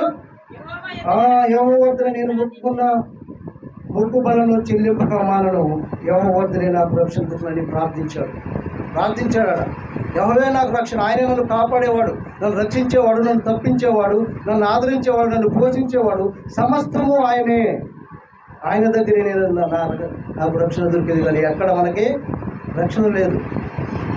రక్షించేది ఆయనే, మనల్ని కాపాడేదని. మన మార్గంలో భయంకరమైనటువంటి దినాల్లో ఉన్నామంటే, మన మార్గంలో తప్పిస్తూ ఉన్నాడంటే, ఆ యొక్క ట్రాఫిక్ల నుంచి ఆ యొక్క మన మార్గంలో మనం జాగ్రత్తగా వెళ్ళి వస్తున్నామంటే మన గృహానికి ఏంది కారణం? ఏంది చూస్తున్నాం కదా. మనం వెళ్ళే త్రోవలు ఎన్ని యాక్సిడెంట్లు, ఎన్ని భయంకరమైన పరిస్థితులు జరుగుతున్నా కూడా దేవుడు మనల్ని తప్పిస్తూ ఆయన రక్షిస్తూ ఉన్నాడు. అందుని బట్టి దేవుడిని మనం స్తుతించాలి, ఎంతో ఘనపరచాలి, ఎంతో మయంపరుస్తూ ఉండాలి. ఎంతో ఆయన్ని కొనియాడుతూ ఉండాలి. ప్రియులారా, రక్షణ ఏ విధంగా వస్తుంది? ఎబ్రీయులకు రాసిన పత్రికలో ఉంటుంది. ఎబ్రీయులకు రాసిన పత్రికలో 2వ అధ్యాయం 3వ వచనం చూడండి. ఇంత గొప్ప రక్షణ మనం నిర్లక్ష్యం చేస్తున్నామేమో. మనం ఎలా తప్పించుకున్నాము? ఇంత గొప్ప రక్షణ మనకిచ్చాడండి. ఈ రక్షణ ఎవరికి లేదు, దేవుడు మనకిచ్చాడు. ఇంత సమయము, ఇంత ఆరోగ్యము, ఆయుష్, దినాలు మనల్ని పొడిగిస్తూ ఉంటున్న ఆ దేవుడిని నేను మరుస్తున్నామేమో. ఆయన దగ్గరికి వచ్చాము కాబట్టి మనకి రక్షణ, కృప, సంపూర్ణ విమోచన, నిత్య జీవము, మంచి ఆహారము, జ్ఞానము, బుద్ధి సమస్తము ఆయన మనకిచ్చేవాడు ఉన్నాడే. అన్ని ఇచ్చిన దేవుడిని మనం మర్చిపోతూ ఉంటే ఆయన ఏ విధంగా ఉంటాడు చూడండి. ఒకసారి ఆలోచించండి. ఇన్ని ఇచ్చాడు, ఇంత మనకి అన్ని ఇచ్చాడే. ఒక్కొక్కరికి ఉండవు, ఒక్కొక్కరికి అవయవాలు ఉండవు, కొంతమందికి ఎవరికో ఒకరికి ఉండవు. వారికంటే మనకి అన్ని ఇచ్చాడు. మన గుడ్డివారం కాదు, మన కుంటివారం కాదు, మనకి అన్ని అవయవాలు ఇచ్చిన దేవుణ్ణి మనం ఏ విధంగా సేవిస్తున్నాం, ఏ విధంగా ఘనపరుస్తున్నాం, ఏ విధంగా మహిమపరుస్తున్నాం ఆయన్ని. కాబట్టి అన్నిటికంటే నీ హృదయాన్ని ఆయనకి ఇవ్వాలి. ఆ హృదయాన్ని ఇస్తే ఆ హృదయం ద్వారాగా నీవు మారు మనసు పొందుతావు, మార్పు చెందుతావు.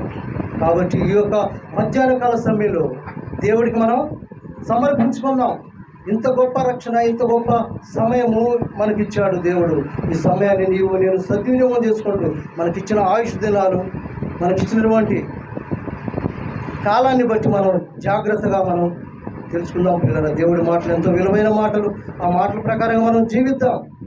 ఇంకా నువ్వు జీవించకుండా ఇంకా నువ్వు దేవుడిని ఏదో ఆశామాషగా వస్తున్నావేమో. దేవుడి సన్నిధికి జాగ్రత్తగా రావాలి, భయం కలిగి రావాలి, భక్తితో రావాలి. దేవుడు అంటే భయపడాలి. కాబట్టి అలాంటి భయంతో, భక్తితో, విశ్వాసంతో మనం దేవుని సన్నిధికి వచ్చినట్లయితే దేవుడు ఖచ్చితంగా మన యొక్క కోరికలు తీర్చేవాడు అన్నాడు. మన మొర ఆలకించేవాడు ఉన్నాడు, మన ప్రార్థనకి సమాధానం దొరుకుతుంది.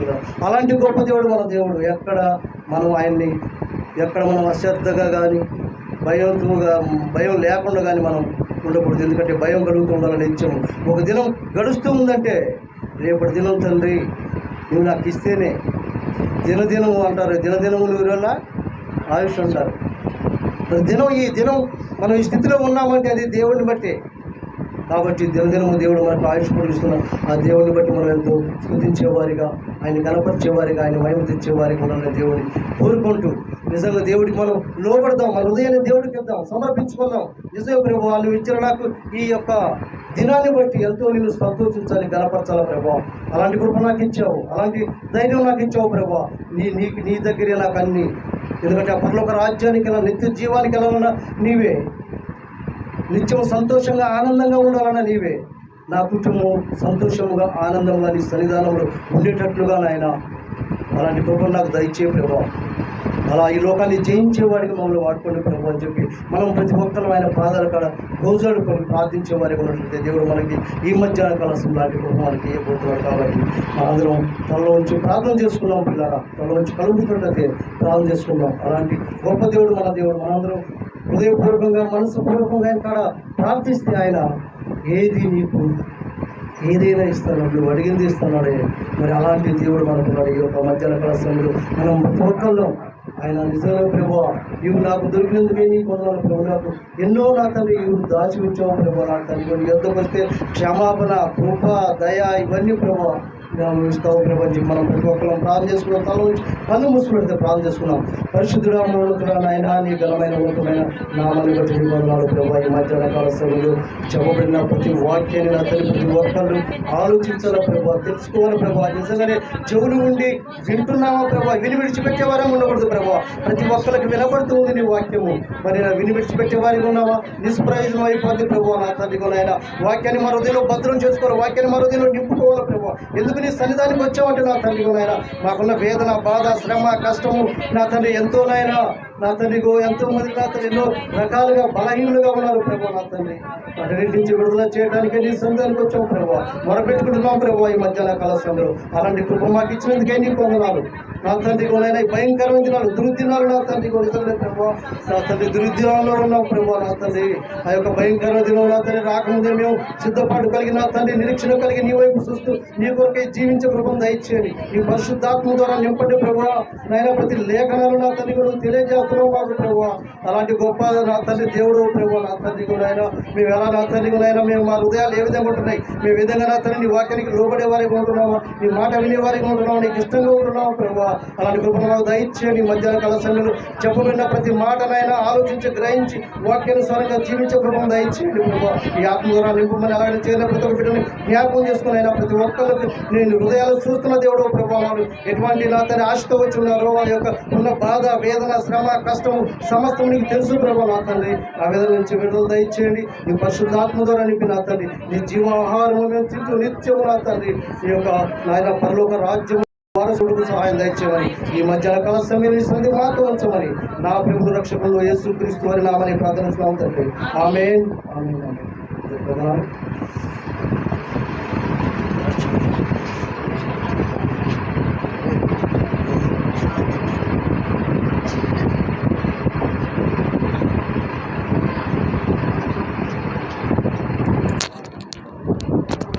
మంచి వర్తమానం